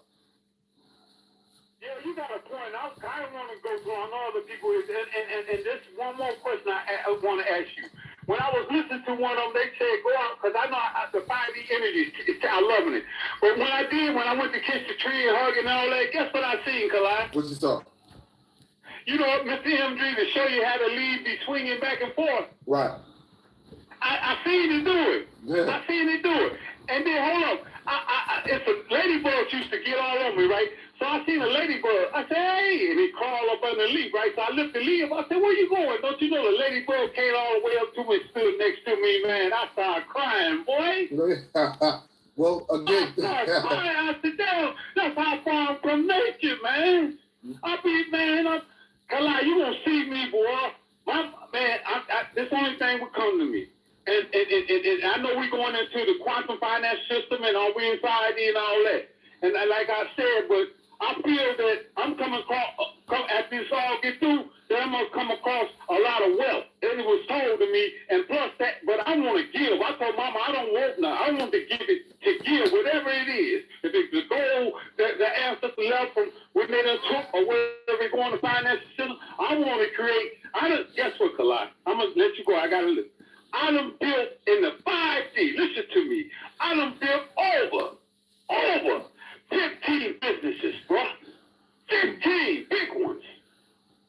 Okay. Yeah, that's what I've been doing, creating, just like you said. And that if you cannot create and you cannot be, then you're going to have to go to another earth. I don't want to be in judgment. I'm trying to do the zero.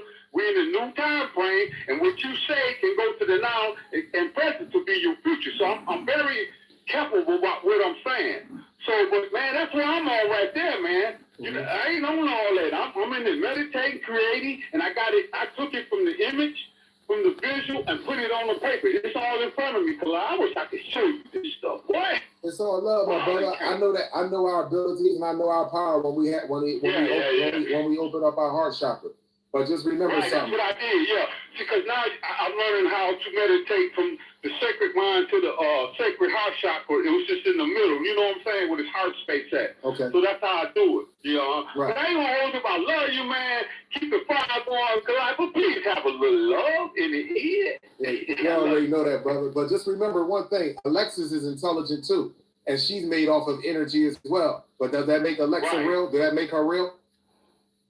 No, I don't know, because they trying to tell me it's about if you can match the frequency of what's coming in the planet 5D, and you can raise your vibration and frequency to that level. It doesn't matter about race and genetics. That's what I don't know. Yeah, but it's not about matching. The frequency is coming from the sun. You have to match the frequency of the sun. So which means you have to match the sun. The frequency ain't coming. The frequency ain't coming from some foreign object. The frequency is coming from the sun. So you have to match the sun energy. And if you can't match the sun energy, then therefore you won't exist on this planet. You will have complications walking on the planet. I see so many people down here turning red. But the sad thing for me, I'm going to let you go, Collide, is how people running from the sun. Don't you know I ain't turned the air on, don't need no air. I just, sometimes I get ventilation, I got the fan, but that's the most I do. I go out in the sun, look up at it, people look at me crazy. It's like the police want to jump on my looking at it, Frankie. And I'm just telling the folks, and I might be wrong, I told them, man, y'all got to move on, man. The Chinese, all of them, I said, y'all got to go and leave our land, man, because what y'all done did was wrong, and then y'all won't even come to apologize. Y'all saying that y'all will do that, but y'all got to go all y'all down here. Y'all got to get off our land. Go on back where you at, because the thing is that when y'all was over here, y'all was taking the money, putting it in y'all neighborhood, sending it overseas out of the black community. You wasn't putting nothing in. So y'all, I'm telling you got to go, because I'm an elder, and this is our land, but that's how I'm telling them, man. I appreciate you, my brother, man. I really thank you for your insight. I really appreciate your positive energy. Okay, yeah, man. Yeah. I love you, Clyde. Let me go. I'll let you go. I know people with, but man, keep on, man. You got that fire. I'm down here trying to do what I can do. But man, I'm just gonna let you know that I am crystallizing on the inside. Well, I know you are, brother. I know you are. Have a good day, and I love you, man. I mean that. I love you too, my brother. Abundance and gratitude to you. Peace. Yeah, same to you. Abundance. Call ended. Yeah, we got to understand what raising your frequency is. Raising your frequency is meaning matching the frequency of the sun. Like, for example, have you noticed that your electronics are messing up? Because they can't match the frequency of the sun, because it's not natural. Just because you have energy flowing through you doesn't mean you are the source. You literally have to become from source. Point blank and simple. All right.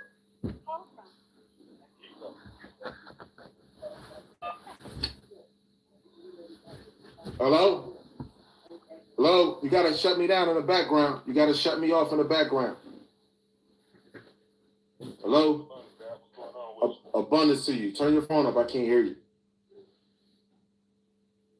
Hello? Yeah, I got you. It's real low though. It's real low, but I can hear you. What's going on, Clyde? Look, we talk before. I ain't gonna lie, it's just crazy.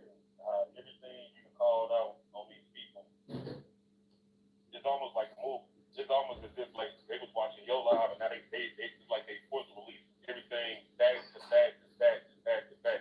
Even when you went on the news, right? People ain't giving nobody no break no more with all the stuff that's rolling and coming out. No, not at all. Including stuff they can't even hide no more. Now you see everything going with the people who took that jab, right? I ain't gonna say too much, but the people who took that jab.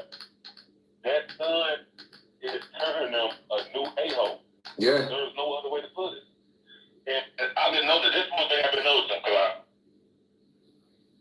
It's people around me, and I hate to say that, but it's certain black people that look just like you and me who say the same thing. And every time I ask them, did y'all take the jab? They be like, yeah. I'm wondering, like, why is all these people saying it's hot outside, but I don't feel the heat they talking about? Right. Right. So I'm wondering, like, what's going on with these people and how are they getting affected so bad and other people it's not right now? Yeah, well, the people that are, I'm going to tell you, the people that are eating more healthier, the people that's not filled with a lot of mucus and acid, they are not the ones that are burning up as much as the people. I mean, of course, we're going to get warm, you know what I mean? But the sun is not going to feel uncomfortable to us. We're not going to get, like, people out here getting headaches, people walking with umbrellas, I've seen people that don't even want to stand in the sun. They're literally standing in the shade. And because when your body is full of mucus and acid, and the sun and the energy from the sun is hitting that, your body starts to boil. It starts to bubble. Just like if you, like I stated, if you put water in a pot and you turn the heat on in the stove, you'll see it start to bubble. And that's what's happening with a lot of our people. And what's going to, in turn, what else is going to be results of that is going to start from, it's going to have strokes and heart attacks and more cardiovascular issues. Just like we've seen right now, just recently with LeBron James' son, playing basketball. You know what I'm saying? So we're going to see more of that right there with our brothers and sisters. You know what I mean? It's not normal for young people to have cardiovascular issues, and not more importantly, commercial carditis. We're not supposed to have that.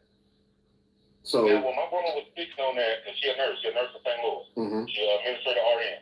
Mm-hmm. When she was saying, when all this stuff first happened, she said, they lying to y'all. They're not telling. She said, there's too many young people that's in college. These are young, healthy adults. She said, why they dropping out? Why they catching strokes? Why they catching heart attacks? Yep. She said, whatever it is, it's in whatever that stuff is that they give you. And now this, I just have to say, I don't know if you see the movie or not, they cloned Tyrone. Yeah. Man, they just exposed so much stuff in that one movie. I'm sorry, well, now I know why they're trying to underline our stuff. A lot of people don't understand. No, go ahead. I'm sorry. Go ahead. I said, a lot of people don't understand. They just looking at this movie, they're like, I ain't gonna lie, I cannot watch nothing like regular people. Oh, yes, I can tell you. But anybody like my family, my daughter, them, they don't like watching the movie because they say, oh, he gonna ruin it. Oh, he always taking out this. I said, listen, because they put it right in your face. You gotta understand, they cannot do the stuff unless they show you in your face. Exactly. But they got everybody so conditioned that it's like, oh, yeah, this just love and hip hop. Yep. No. They're literally doing this on purpose to you. Yes. There are certain sounds, frequencies, and colors they start to leave TVs and waves that mess with your brain and mess with your frequency on purpose. Yep. And that movie just exposed so much stuff. That's why I started playing like, y'all looking at the title saying they clone Tyrone. No. It was way worse than that. They showed you it went the rabbit hole went way too deep. Yes. And you weren't going to get out. Absolutely. Showed you everything. Showed you what they was putting in the food, the chicken. Yeah. Showed you why they got us hooked on chicken.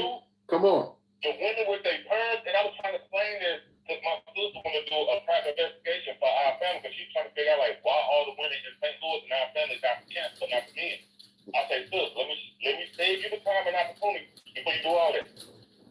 Did all of them have weed? Yes, they did. Did all of them have weed? Yes, they did. All right. So the moment you put that stuff in your hair, they came out and said it. Not me. They came out and said those are chemicals that's in that weed. So what's the next thing a woman gonna do right after she get her hair did? You're gonna go shake your rump in the club somewhere, or you're gonna make love to a man. You're doing this little good for somebody. Yep. It's automatically gonna send all those chemicals straight down the poison in your brain. Simple as that. Mm-hmm. It's another movie I want to tell you. It's another series that I want to tell you to watch. It's called it's on Disney Plus. It's called The Secret Invasion by with Samuel L. Jackson. Just watch that, my brother. Yeah. Bring you I just watched all 6 They made that show off. They had to. Nope, y'all not telling me nothing. When I see them coming out with stuff after your life, I said, man, come on, man. Y'all stand here, man. Y'all got 80% of this man stuff. Y'all watching him. Y'all writing it all down. And y'all taking this stuff to Hollywood. You never created nothing. We already know that. All day. Where y'all getting this information to put out this good material right now? Come on, why would they do that right now? Come on, right brother. Now. It's a reason for that. Not only was they exposing the reptilians, how they infiltrated everything, they showed y'all how they clear y'all with this Russian Ukraine. Come on, brother. Come on, my brother. Come on. I said the same with Ohio with the train to talking about food, there's another guy. I'll go on to one of his feeds. He's a crystallogian, is what he calls himself. And he studies modern science, and what modern science is based off is crystals, the growth of crystals, understanding crystals, manipulating crystals, etc. And he tells us that they give us the wrong foods so that we'll grow the wrong crystals.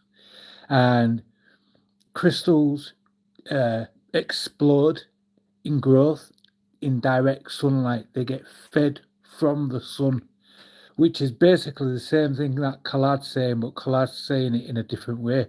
The crystallogian, he knows what he knows, And it's the same as what Collard knows, but Collard knows what he knows, and it's in a different way from what the Christologian knows.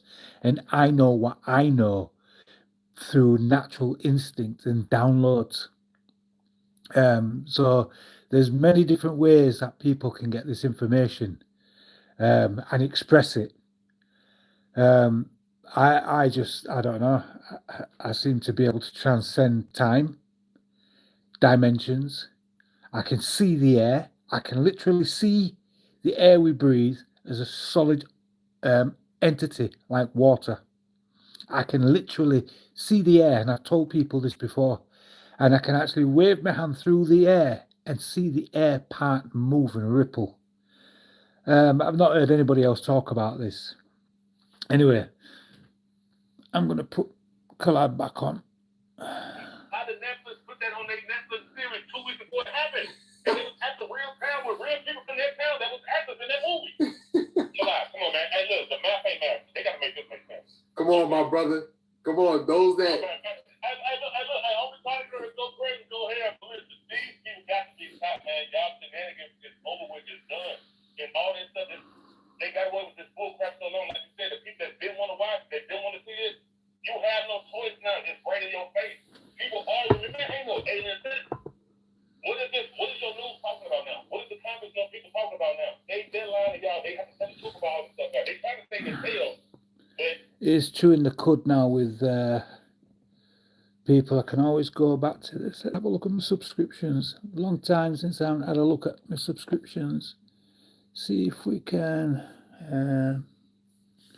see if you can find this guy.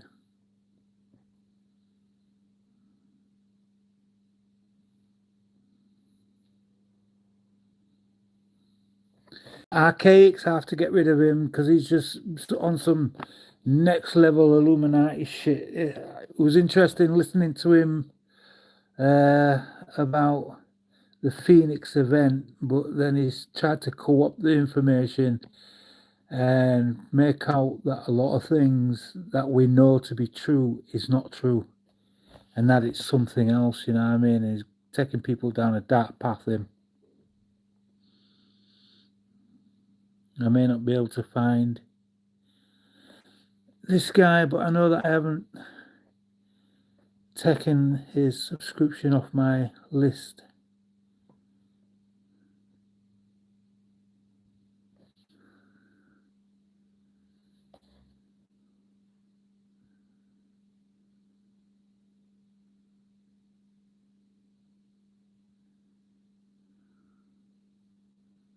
Ah, there he is. There he is. This guy is amazing. Heroinos. This guy is amazing. I mean, when you listen to what he's got to say, it's just like the last one. It is hard at first to understand what he's saying, but if you open yourself up without any bias and just listen to him,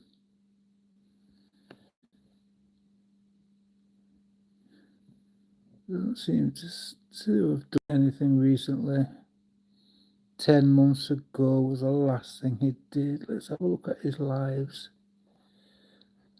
And my man makes some long videos.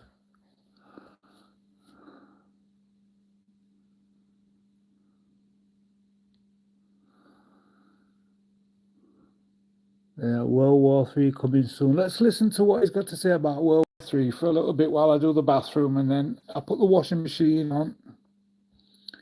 Then I will come back. Well, this guy's is informative, but in a different way.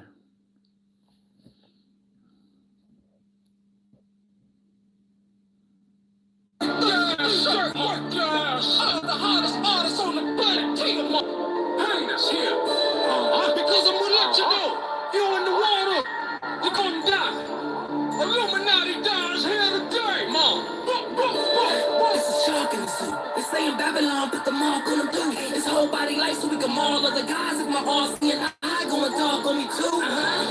And them coffins for you. Ready, so the devil who I call out first. I heard God call it, said behind the great wall. He I made a fall on to kick them all off earth. Hey, so my click don't play. Heaven got a juice, the roof for the land. Get shot down like a pig in the street. Why them niggas gotta be when it's a whole lot of hell? It's a hole in the dam. They can't flood merch, shutting down gangs. But fly high, baby, merch won't die. I don't see nobody here that can shoot down planes. It's like a shoot down veins. You're turning everybody in the hood to an addict. You were like sixth grade to a bully with a hat. Cause I'm a switchblade, I'm a fully automatic. It's only two ways out. Don't ever try to sit and think of what niggas you can't do. It's only screaming die while you running out of tank. Oh, it's swimming dry, bitch, while you running out of tank. Don't play. I'm calling in your range, you came with the city. The hook, right, like she came with it. She want black, like, cause she came with the ring. Ain't no pain even in me.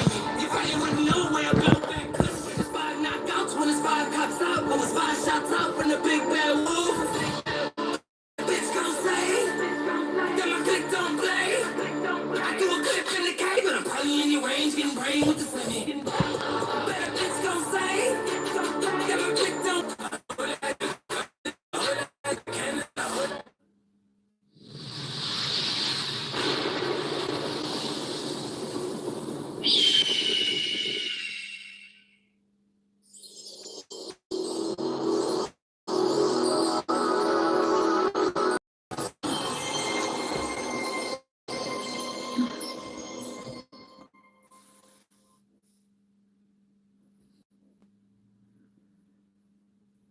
Shots fired at Screw Tube, but shots out to you carbon babies. This is your melanated warrior, Heru Heinous, and this is another installment of Facts Over Feelings. Leave your feelings at the door so we can get to the facts, because the facts are the only things that matter in a race where the first one to the mind is the winner. So let's get into it, Crystallogians. Let me tell y'all something. Shoot, I was reading one of the alerts that YouTube sent me, and they were telling me, they was like, listen, nigga. Well, they didn't say that, because I probably would have tried to sue YouTube.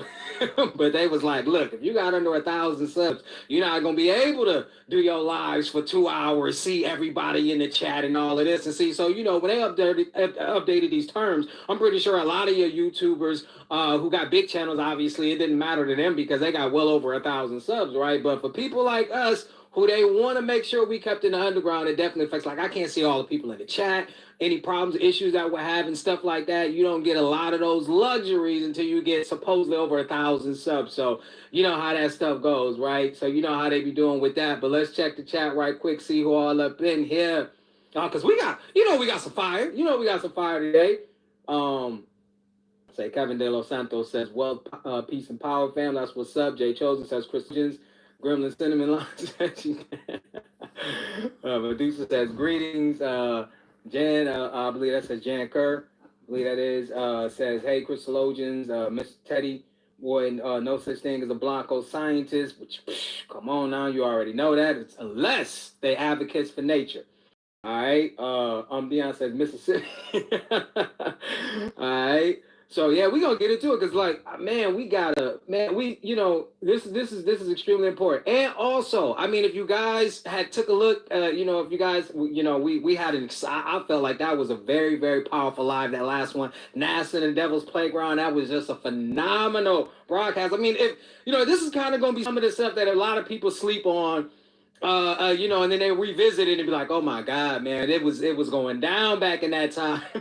Sort of like how we look at what Bobby Hemmington was doing and stuff, shades of that. But also, if you notice, they put I guess their version of a disclaimer on there, or a warning label, whatever you want to call it, Wikipedia, sitting up there suggesting that, oh, well, this guy is using terms like disc and plane and words like stationary, anything to denote a flat earth. And then they realized that your boy Heru was reading their articles, and they quickly took that motherfucker down. The black folks is like, oh, that's our science. We were saying plane, and so take it down. Yeah, bitch, got your ass. Got your ass.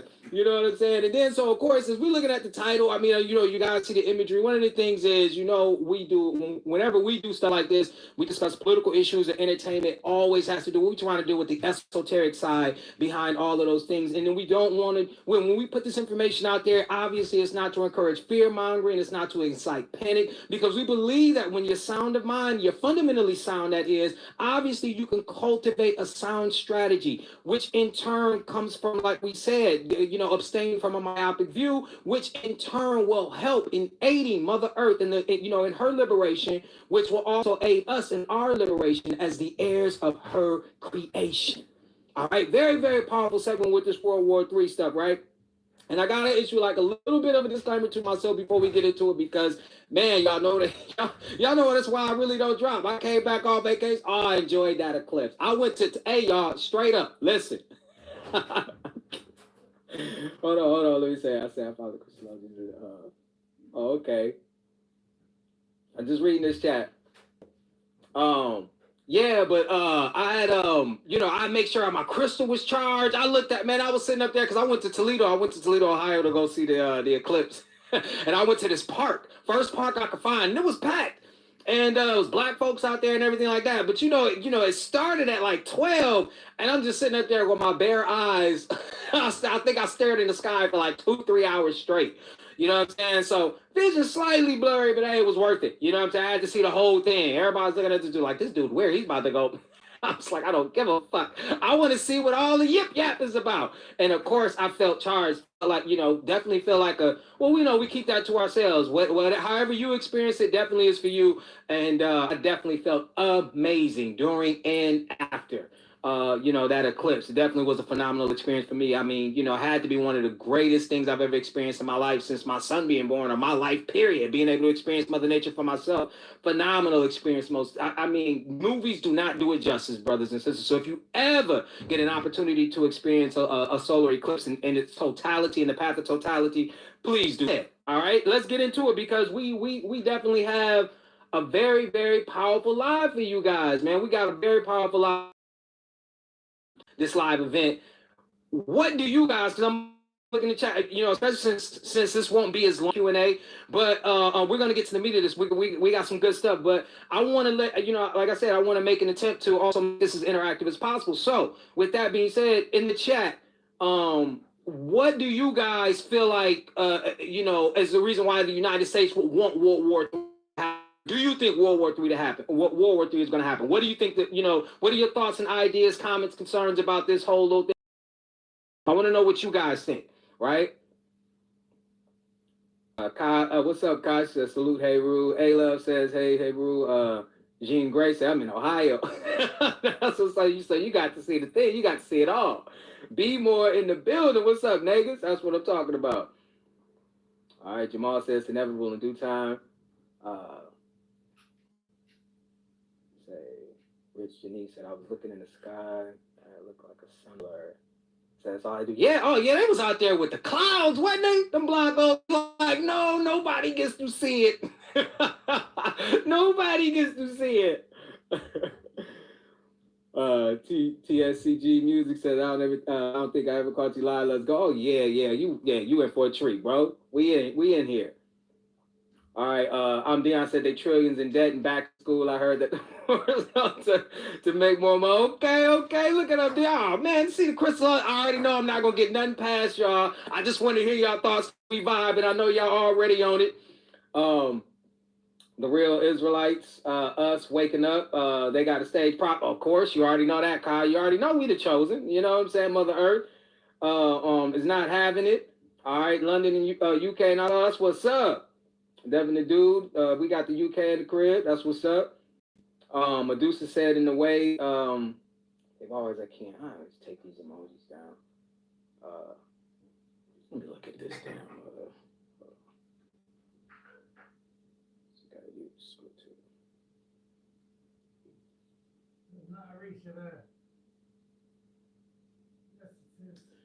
All right.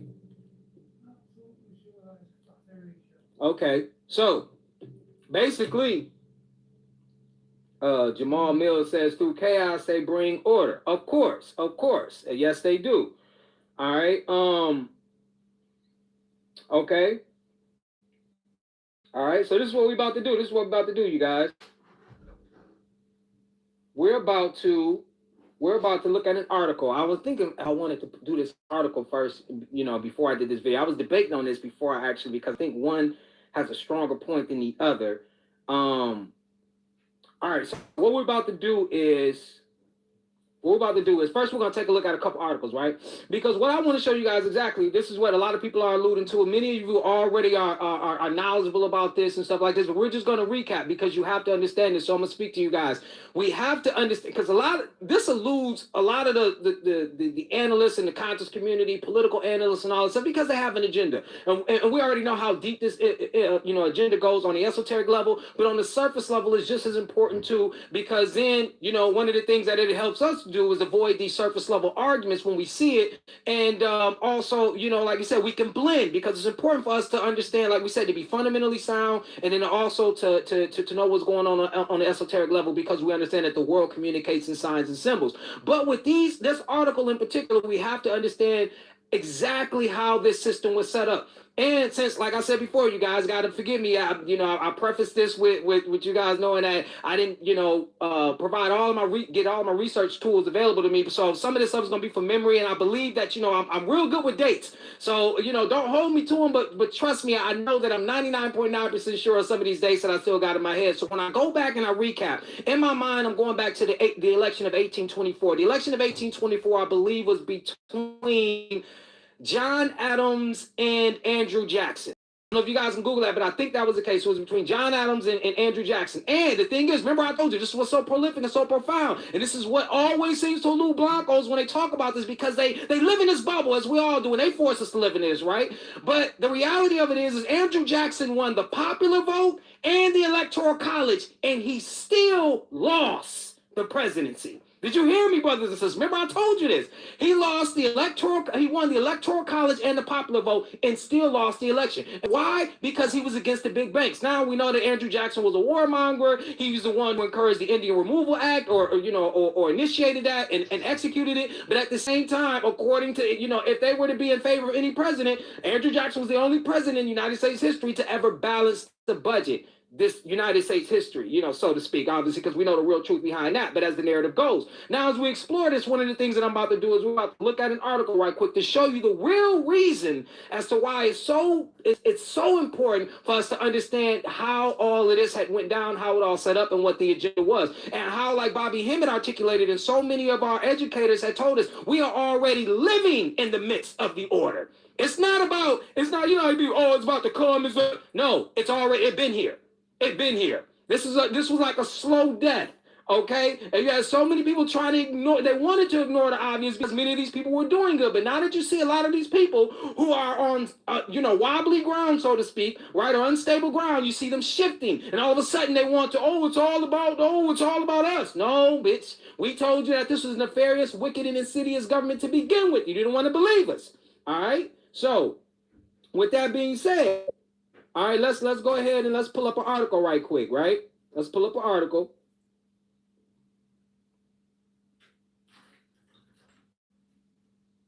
Let's pull up this article right quick.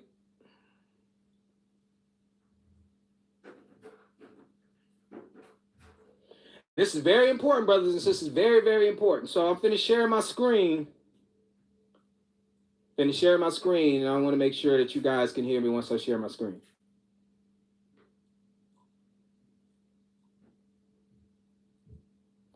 One's in the chat if you guys can still hear me. Obviously, there's going to be a delay, so I'm going to just sit in just for 1 second and make sure that you guys can still hear me.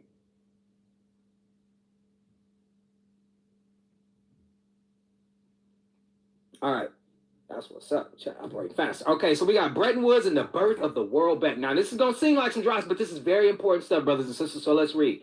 On July 1st, 1944, as the battles of the Second World War raged in Europe and the Pacific, delegates from 44 nations met at the secluded Mount Washington Hotel in Bretton Woods, New Hampshire, to participate in what became known as the Bretton Woods Conference.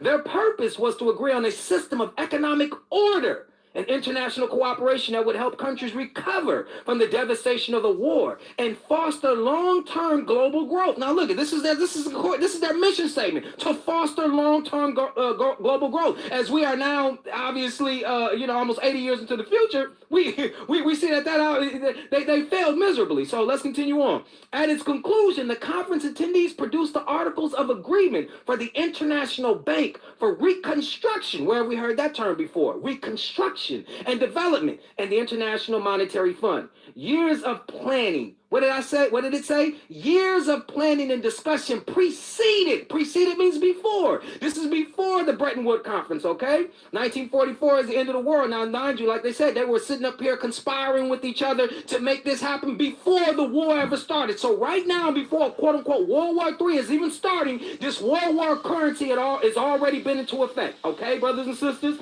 How do we know this? Let's continue to keep reading. And laid the foundation for the conference success. While the final articles were ultimately influenced to a significant degree by the initial plans of the United States and the contributions from the United Kingdom, other countries attended consultations, and presented proposals containing their own vision for an international bank prior to the conference. So all of these countries came forward. Even those who didn't want or didn't agree with the United States plan, what you have to understand and focus your attention on is that they all are in on this. They all wanted this to happen. Most of them may not agree on what plan or what road to take, but they all desire the same destination.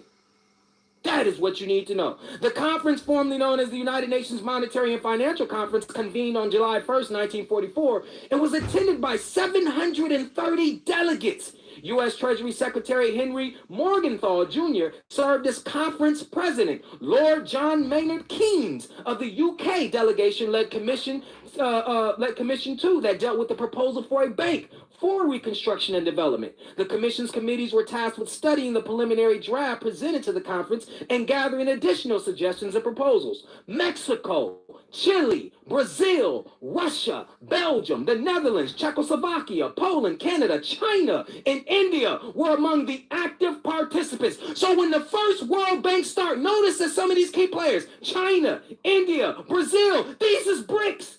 BRICS is right in here in this first World Bank.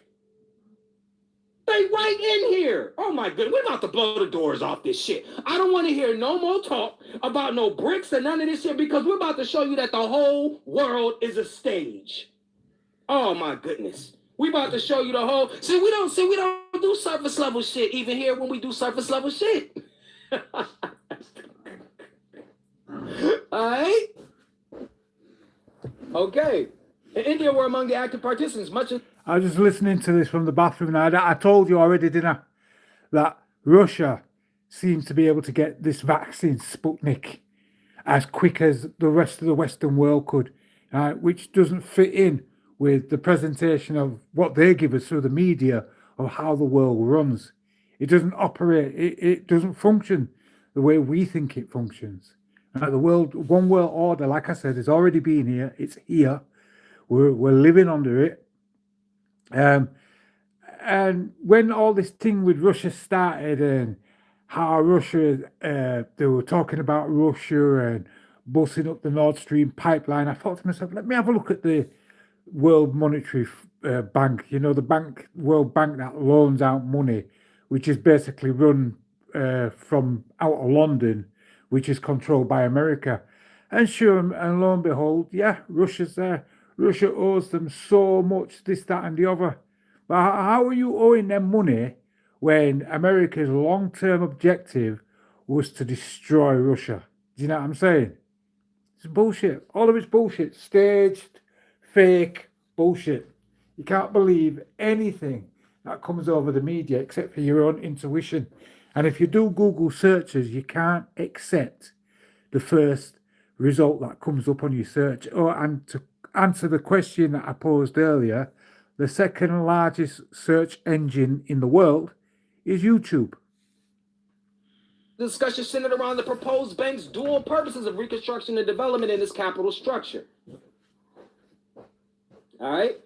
And on July 22nd, 1944, the final act of the United Nations Monetary and Financial Conference, which included charters outlining the goals and mechanisms of both the IMF and IBRD, were signed by the delegates, although many decisions had yet to be made. The IBRD Articles of Agreement were ratified on December 27, 1945, when representatives from 21 countries convened in Washington, D.C. to become the bank's first members. So even before they even really keeping documents, which you're going to read later on in this article, before they even recorded this, from going down, they such in a rush to get all of this done. They meeting in Washington, D.C. to become members of this bank. Okay? Look, and so as we continue, look what the article says. Imagine all of the paperwork, drafts, reports, notes, correspondence, and other records generated during the conference. Think of all of this important documentary evidence. Where do all these archival sources live? Like the IMF, the World Bank did not technically exist during or even immediately after the conference, and so did not have record-keeping responsibilities. Country delegates may have taken the records back to their countries after the conference was over, and so it's likely that archival records relating to Bretton Woods can be found in the custody of archival institutions in those 44 countries. As hosts of the conference, the records held by the United States are particularly comprehensive. IMF Archives later became the repository for the records maintained by the conference secretariat. Records related to Bretton Woods in the holdings of the World Bank Group archives were collected as a result of bank units and staff collecting copies for the purpose of reference, and while not insignificant, are far from blah, blah, blah. So basically it's telling you that the United States kept track of this shit. They kept track, right? All these other countries, they split because they already understand what the agenda is, right? All right. So I don't think that we need, what was it? Another point that I had to make in this article. Okay, yeah, this is right at the end of it too. This is very profound. We also invite you to explore the other knowledge products produced by the archives that relate to the Bretton Woods Conference. In 2019, you might think that this is insignificant, but this is how powerful this is. This is why you have to have high analytical skills. And remind you, we say this all the time on this platform. If you cannot understand what you have read, nigga, you cannot read. Okay? So listen, it says in 2019, the World Bank Group celebrated the 75th anniversary of the conference. Pause. Remember, listen, let me talk back to you.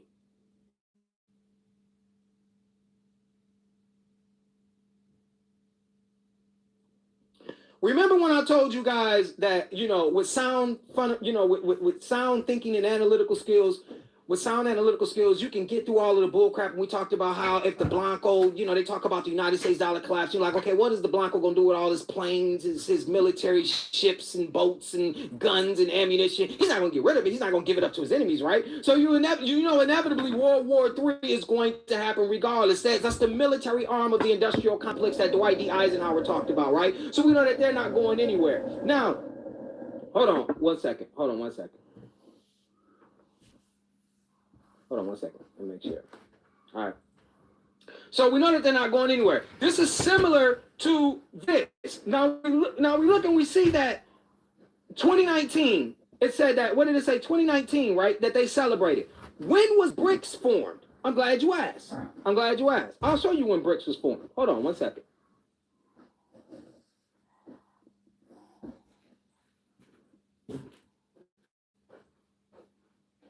June 16th. 2009. So you should ask yourself, how are the same countries that are a part of the World Bank that agreed to have one currency are now also a part of an agenda supposedly to undermine the currency of the United States, the United States and the UK? It makes no sense whatsoever. We're going to show you why they desire all of these things, right? Because they, like we said, they've been on it, been a part of this, conspiracy for a very long time, right? And it's always been a part of the end game. This is particularly one of the reasons, like we said, in politics, when we see a lot of our people shucking and jiving, when you see entertainers, politicians, judges, lawyers, teachers from all walks of life, all areas of life activity, shucking and jiving, you can't figure it out. It's because this is what they all know. They all know it's going down. They all know this is going down. Matter of fact, let me see where this article is at right quick. Let me just read a couple. This is very important right here, just to kind of touch it up, clean it up right quick, and we're gonna wrap it all up. Hold on. The Bretton Woods Conference. Meeting at Bretton Woods, we told you guys, during World War II to make financial arrangements for the post-war world after the expected defeat of Germany and Japan. Okay? All right? The conference was attended by experts non-committally representing 44 states or governments, including the Soviet Union. It drew up a project for the International Bank for Reconstruction and Development to make long-term capital available for states urgently needing much foreign aid, and a project for the International Monetary Fund to finance short-term imbalances in international payments in order to stabilize exchange rates. Now, that's a whole bunch of mayonnaise, but we're going to go down to the meat of this shit, right? All right, we're going to go to the International Monetary Fund, right? UN specialized agency founded at the Bretton Woods Conference in 1944 to secure international monetary cooperation to stabilize current. Okay, so they go over the same shit. Well, okay, now this is what you have to understand. This is the big key to this right here. The IMF is headed by a board of governors, each of whom represents one of the organization's approximately 180 member states. The governors, who are usually their country's finance ministers or central bank directors, attend annual meetings on IMF issues. Okay, so they meet at least 3 times. Okay, it says when they do, they meet at least 3 times a week. 8 directors represent individual countries: China, France, Germany, Japan, Russia, Saudi Arabia, the United Kingdom, and the United States. And the 16 represent the fund's remaining members, grouped by the world regions. So they split the rest of everybody up into regions and shit. This is important for you guys to understand. We're about to build this framework, okay? Because it makes most decisions by consensus, the executive board rarely conducts formal voting. The board is chaired by managing director, who is appointed by the board for a renewable 5-year term and supervises the fund staff of about 2,700 employees from more than 140 countries. Okay, 140 countries. The managing director is usually a European and by tradition, not an American. The first female managing director, Christine Lagarde of France, was appointed in June of 2011. All right.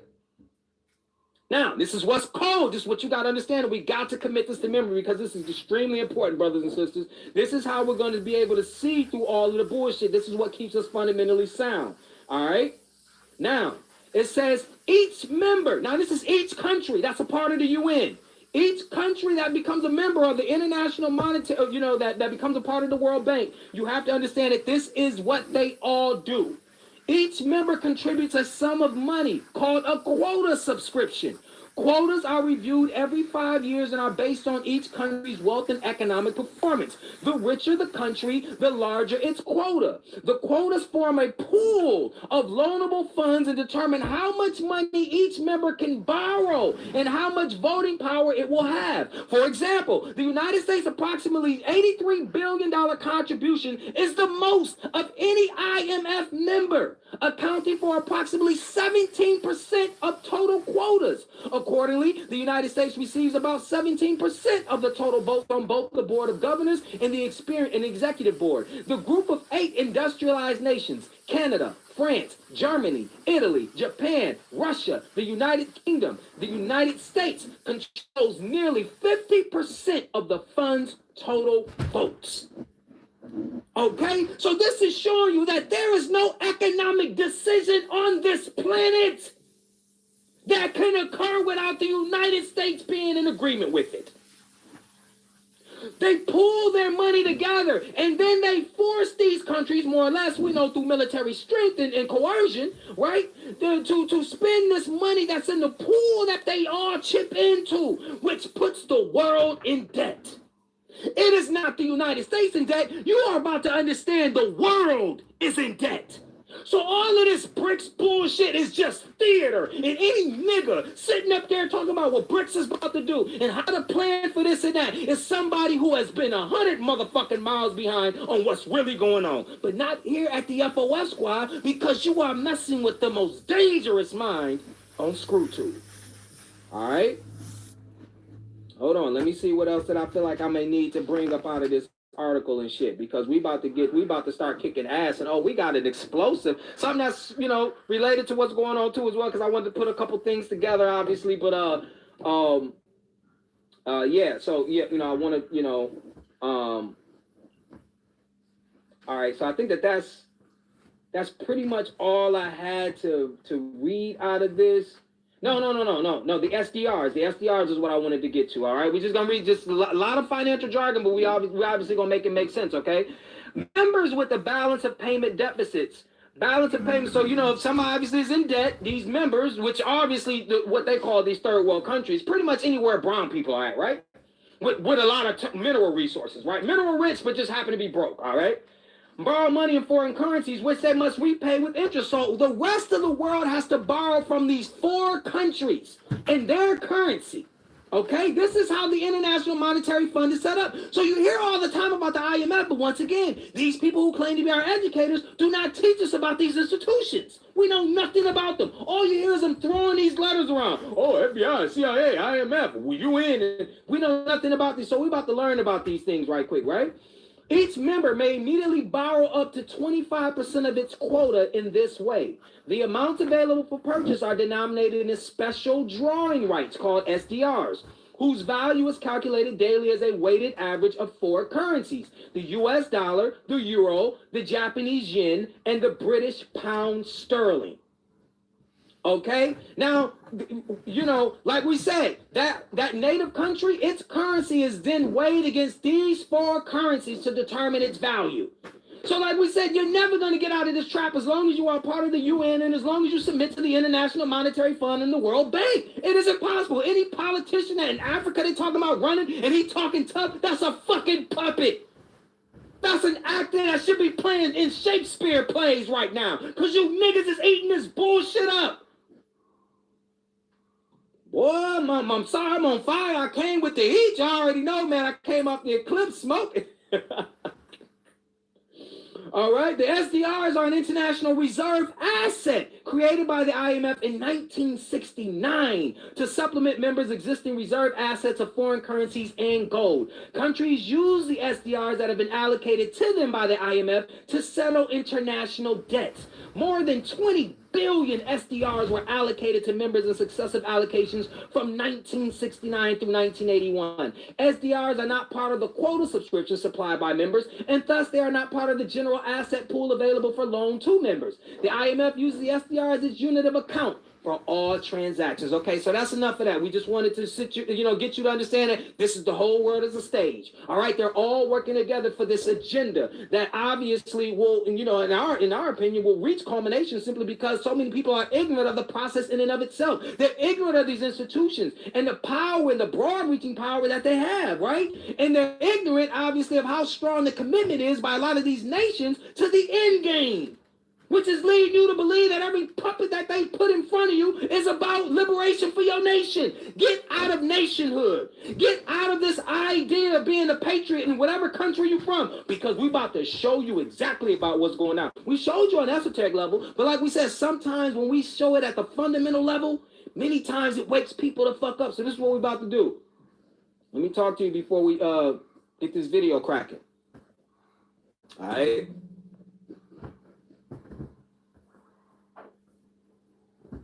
So what we about to do is we about to obviously show you a video. The purpose about 1976 Copyright Act, Section 107, allowances made for fair use for the purposes of commentary, criticism, news reporting, scholarship. But overall here at the FOF squad, waking your ass up, we about to show you exactly what the fuck is going down. You see what I'm saying? So let me share my screen. Hold on one second.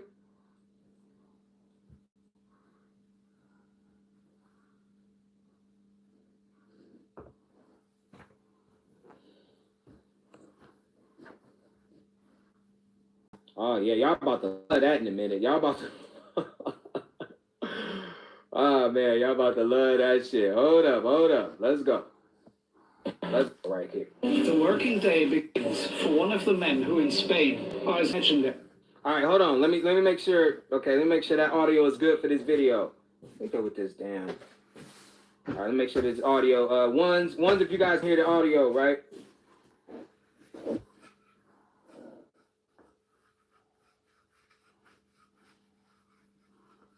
All right, ones. Okay, all right, let's go. As they are infamous. El cobrador del frac en este país es tan conocido como la Coca-Cola.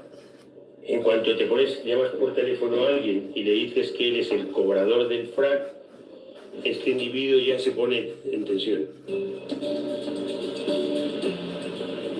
Debt collectors in tails have been around for 30 years. The company's heyday was during the 2008 financial crisis. Thousands of Spaniards went bankrupt.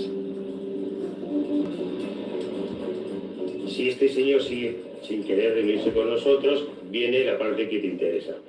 Y es que aparece un compañero así disfrazado, con un maletín que lo verás ahora del cobrador del frac, y se posiciona en la puerta de su negocio o en la puerta de su domicilio, de tal suerte que todo el mundo entiende que debes dinero.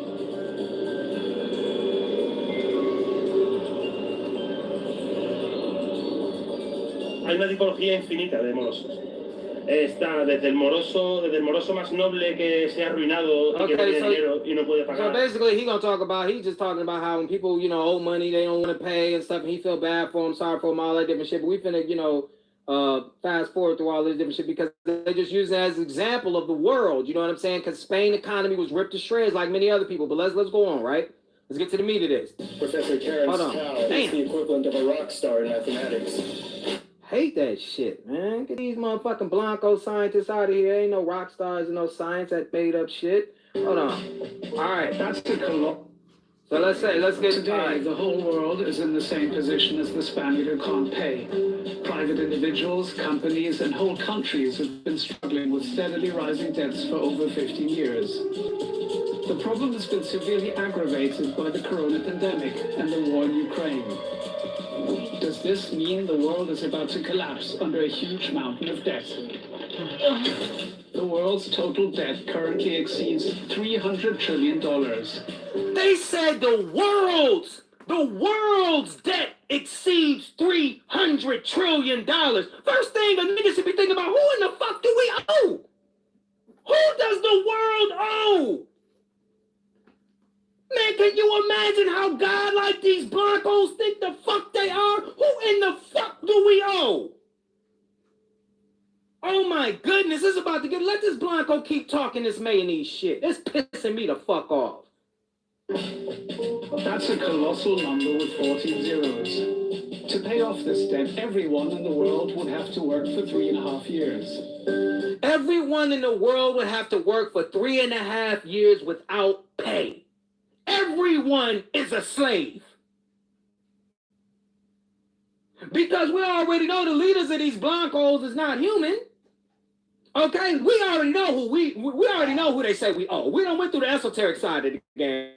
We're not gonna go off into that part. We're just gonna keep this. We're gonna do a little bit of, we're gonna shift from back and forth, right? Keep our feet in both waters, right? Esoteric and exoteric. We love doing this shit.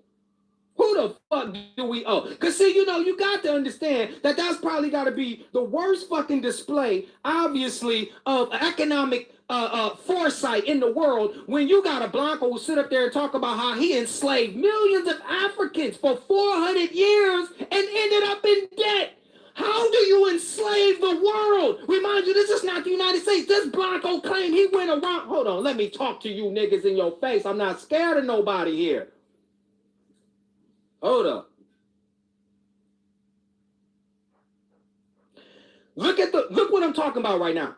This Blanco said he went around the world. He went to America. He went to Central America, South America. He went to Africa. He said that he made slaves of everybody. Yet everybody owes who? If you enslave the entire world, how do we owe you? If you had millions of people working for free for 400 fucking years, how do we owe you? Who the fuck is in debt? What type of fucking idiot do you have to be following? Where he ruled somebody for 400 years, forced them to work for him. That's just like a pimp. A pimp, take Magic Don Juan. He got 50 bitches. Every bitch brings in $1,000. Then at the end of the month, you ask Don Juan, you got any money? He like, nah, man, I'm $2 million in debt. How, nigga? You don't do shit. You got... Man, come on, man. Come on. We're just trying to get you to understand the logic of all of this, right? How are you following somebody? Why would you even want anything from him? Who obviously can't keep $1 in their own damn pocket, allegedly. Right? Government can't keep money. We had always given away money. And now you know where they're getting the aid from. The whole world is pulling this in. The whole world is pulling this in. This is just not the United States doing this. Remember, the World Bank. You see, my man is coming at the information that Khalad Amun-Ra came at from. You see, Khalad is coming at it from a biological anatomical, medical, scientific perspective. My man's coming from esoterical as well, but he does come from scientific as well. That's why you heard him call himself a crystallogian, because at some point or another he will touch on the crystal aspect and the science and everything. Haru called himself the greatest mind on Screwface, meaning YouTube, ScrewTube, and Khalad called himself a great reminder. Now, to me, the education, excuse me, I'm eating an orange. I'll stop, actually. They are self-educated, and they should be proud of the amount of followers they've got, the knowledge they've got.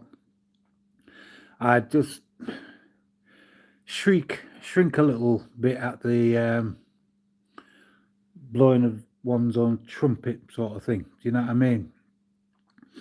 But I will tell you one thing. What I know, the things that I know, are not being mirrored back to me on YouTube anywhere. I don't hear anything about anything that I know. And the only aspects of things that I do see coming back to me off of YouTube are things that I've cottoned onto and then put out there, and then all of a sudden there's big movements about it, or this is old news, or I shouldn't take any notice of it because there's movements about it, this, that, and the other. But I will tell you now, and I'm not blowing my own trumpet by virtue. See, Khalad, was it Khalad? No, was it? It could have been Khalad, it could have been Archaics. One of them recently said, you know what's present by what is absent. You know? And the knowledge, the things that I know, personally know, I don't see or hear any of it on YouTube at all. And the things that I do know are light years beyond what both of them know. And I mean light years beyond what they know. I used to think that I was here to judge them, but now I believe that they're judging themselves. Their actions against me is their judgment. That's what I believe. Anyway, I'm not going to get into, because it's more like forewarned is forearmed.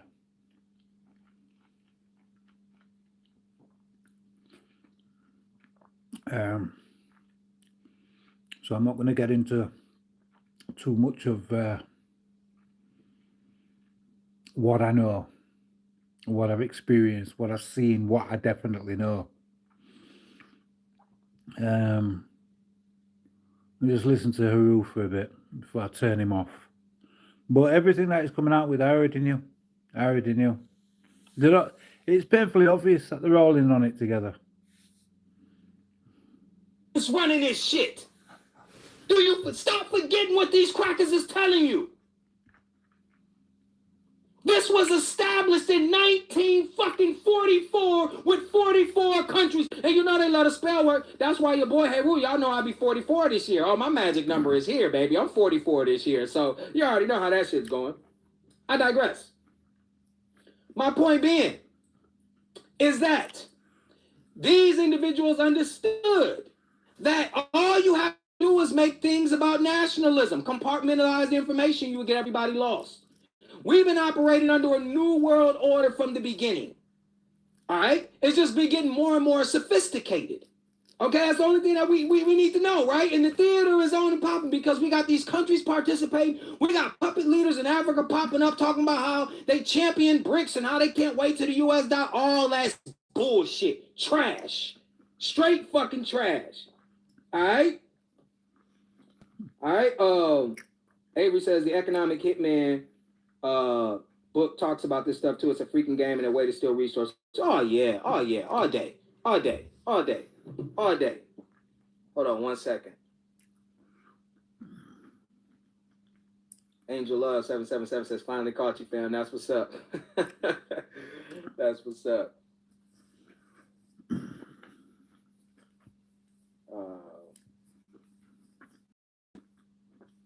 You know, you guys, also, if you guys, if you use any cuss words like that in your comments, YouTube will hold them. So that's not me. That's just, that's how it's set up. All right. So, so let's go on. Let's go on, right? Let's continue on in this video because I just wanted to, that was upsetting me right quick. I had to,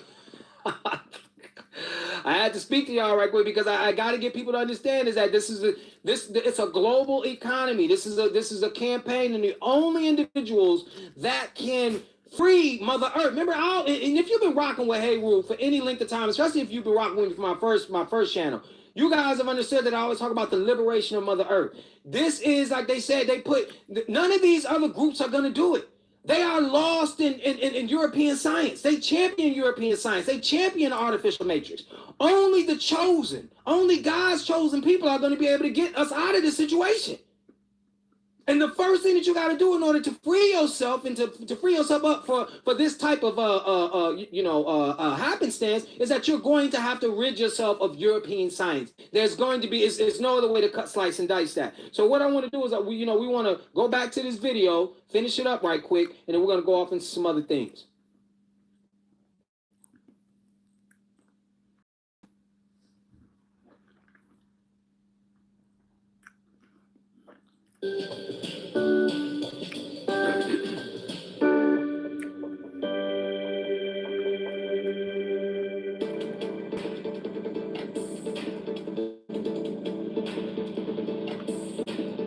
To find out what's going on in the world, we decide to explore the stories behind global debt.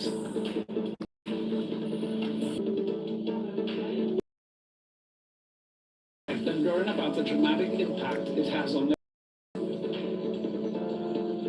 and we go to countries with vast levels of national debt. We want to find out how the lives of ordinary people are affected. Is the situation hopeless, or are there any ways out of the debt trap?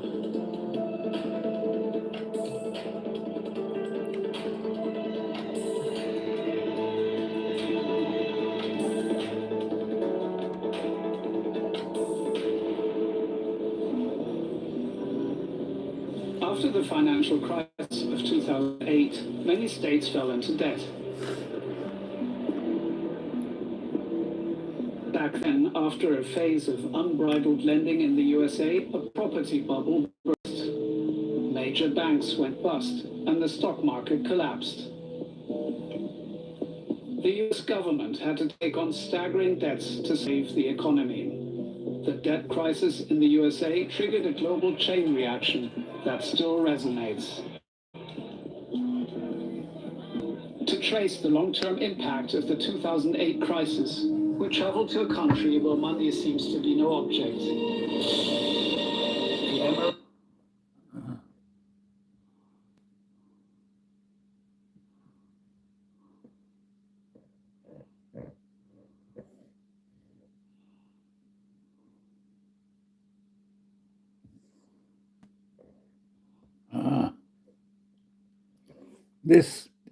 This in essence is what is going on.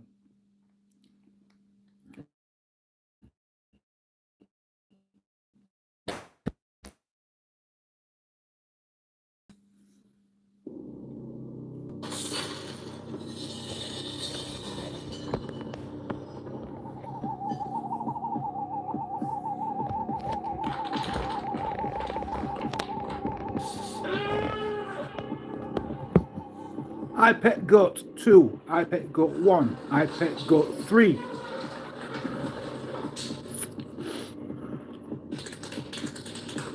This is 9/11, this.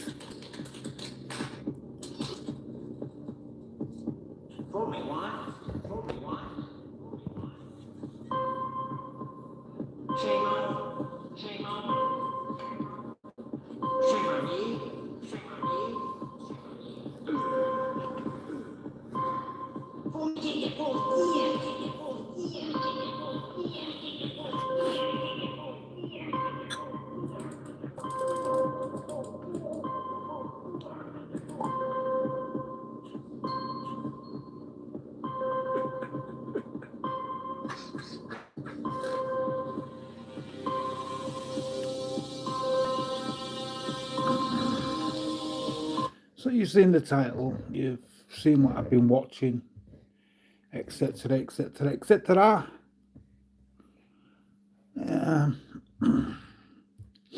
So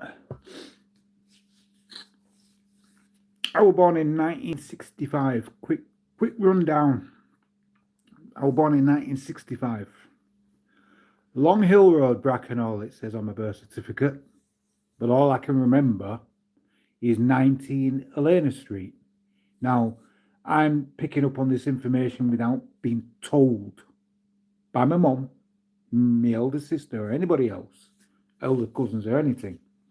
All I remember is 19 Elena Street, like I said, growing up at a woman's house called Ruby, who is a relative of my dad's. She's a Simpson, my dad's a Simpsons, my mum's not a Simpson.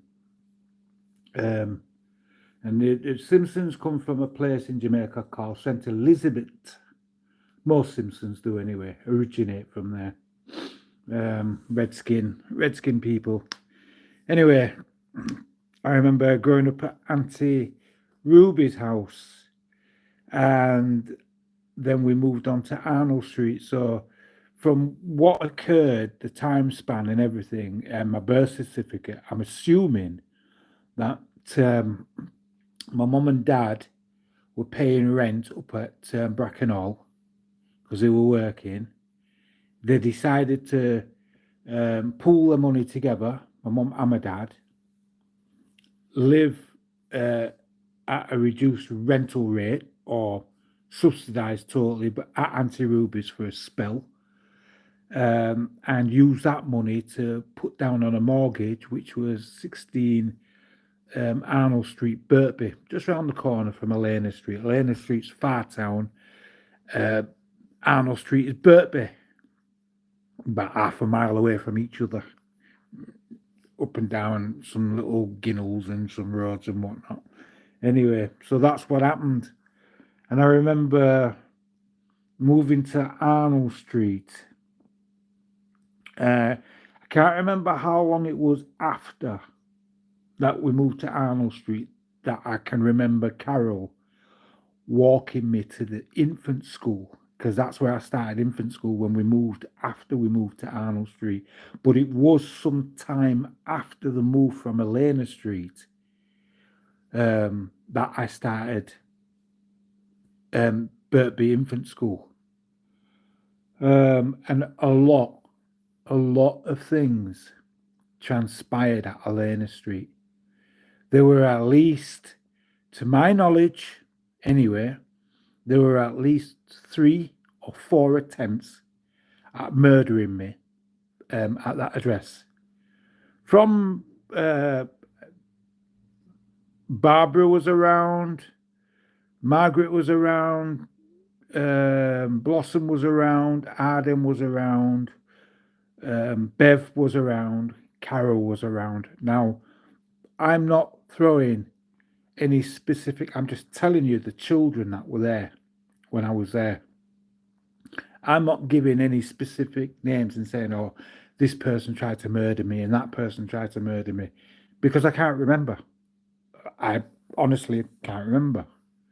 But now I've grown up and I'm looking back at it, there were definite murder attempts, because the stories that I've been told about the injuries and stuff that I sustained, they're impossible for somebody who was as young as me to have gotten into these things. Impossible. Literally, physically impossible for some of these things to have occurred without there being somebody doing these things to me. Who that somebody is, I don't know. I have absolutely no idea.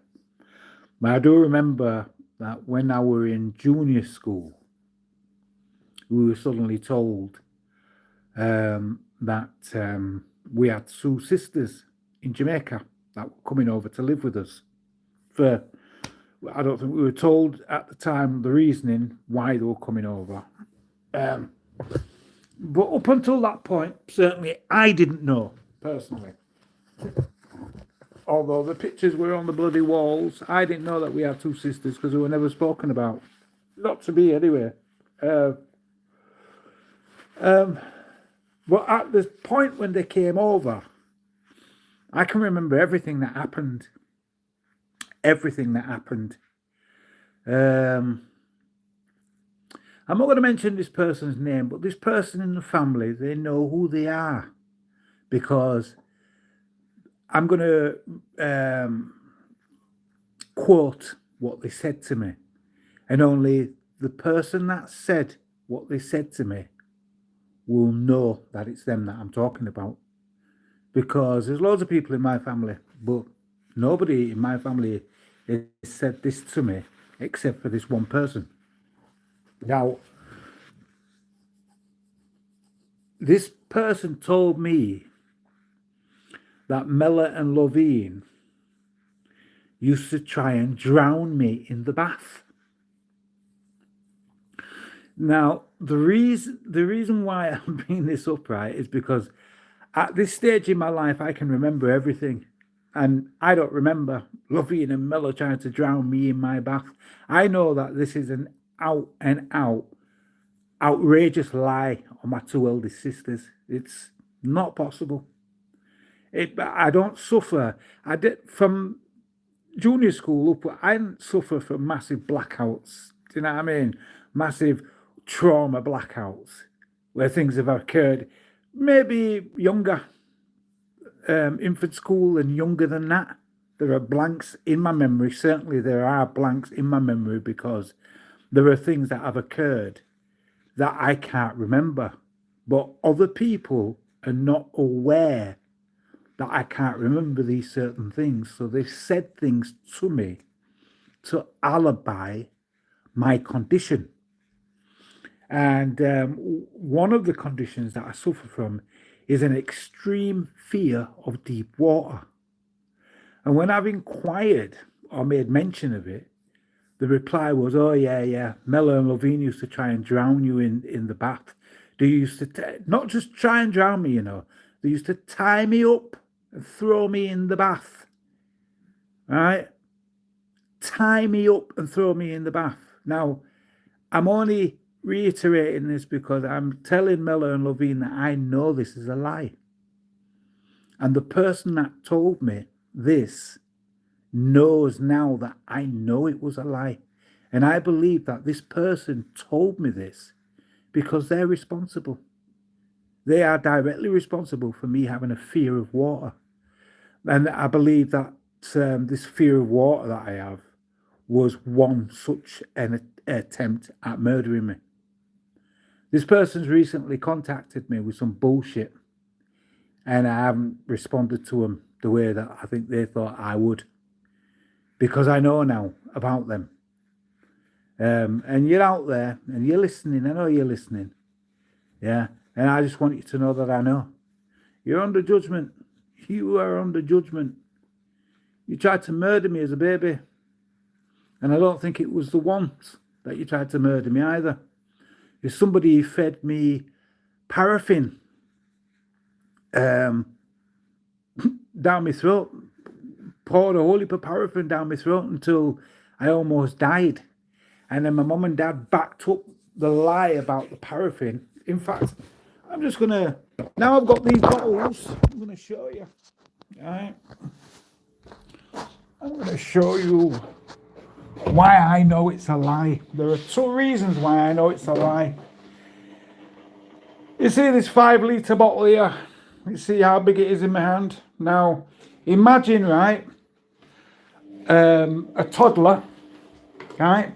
Somebody still wearing nappies, way before infant school, right? Being able to get down the stairs, through the living room, past everybody, into the kitchen where the bottle of paraffin was stored, see the bottle, take the lid off, and pour the paraffin in the mouth. Well, let's look at the mechanics of this, right? I don't see how a toddler of that age could unscrew a safety cap. Never mind to be able to lift the bottle to its lips. And thirdly, to ignore the taste of the paraffin so much as to drink enough of it to where it almost kills them. And I mean, can an adult do that? I mean, if you were an innocent baby and you didn't know what paraffin was and you weren't put off by the smell, surely you'd be, have you ever tasted paraffin? Surely as a human being, you'd be put off by the taste, wouldn't you? You wouldn't consume enough of it to be able to be able to almost kill yourself. But yet this is what I've been told. Right? And then the accident on the steps where the top of my gum came out. Those are 3 incidents that I know of where I believe that there were attempted murder, attempts on my life. And then there's the scars on my body that were performed medical scars. Anyway, that's as far as I'm going to go. I can't be bothered with it because, and that's another reason why I keep myself to myself. I don't have anything to do with anybody anymore because I now, especially being here at this address, my eyes have been completely open to the attempted assassination attempts originating from Huddersfield, not only from individuals in Huddersfield, but London as well, and the council. Yeah, the council, the police have been trying to egg people on, but you know, someone somewhere is going to fuck up. That's all I know. They're going to fuck up in a big way. They are going to fuck up in a big way. I'm just waiting, I'm just waiting, and because I'm 60 this year, you know, and I think as you get older, you learn to become more and more patient, and this is what I'm doing. Anyway, people, you've seen what I've been listening to. You must understand my psychology from what I've been showing you that I ingest over the internet. Not to say that I believe entirely, completely, 101% everything that I've seen, because there are things from my childhood, from 19 Elena Street, that I haven't mentioned. But there are things that occurred there that don't correlate with Haru or Khalad Amun-Ra. So I have to take what they're saying with a pinch of salt, add it to what I know, you know what I mean, and carry on with this self-awareness. Anyway, people, I've got things to do, so I'll see you all later, because I know you're all watching me anyway. Be good.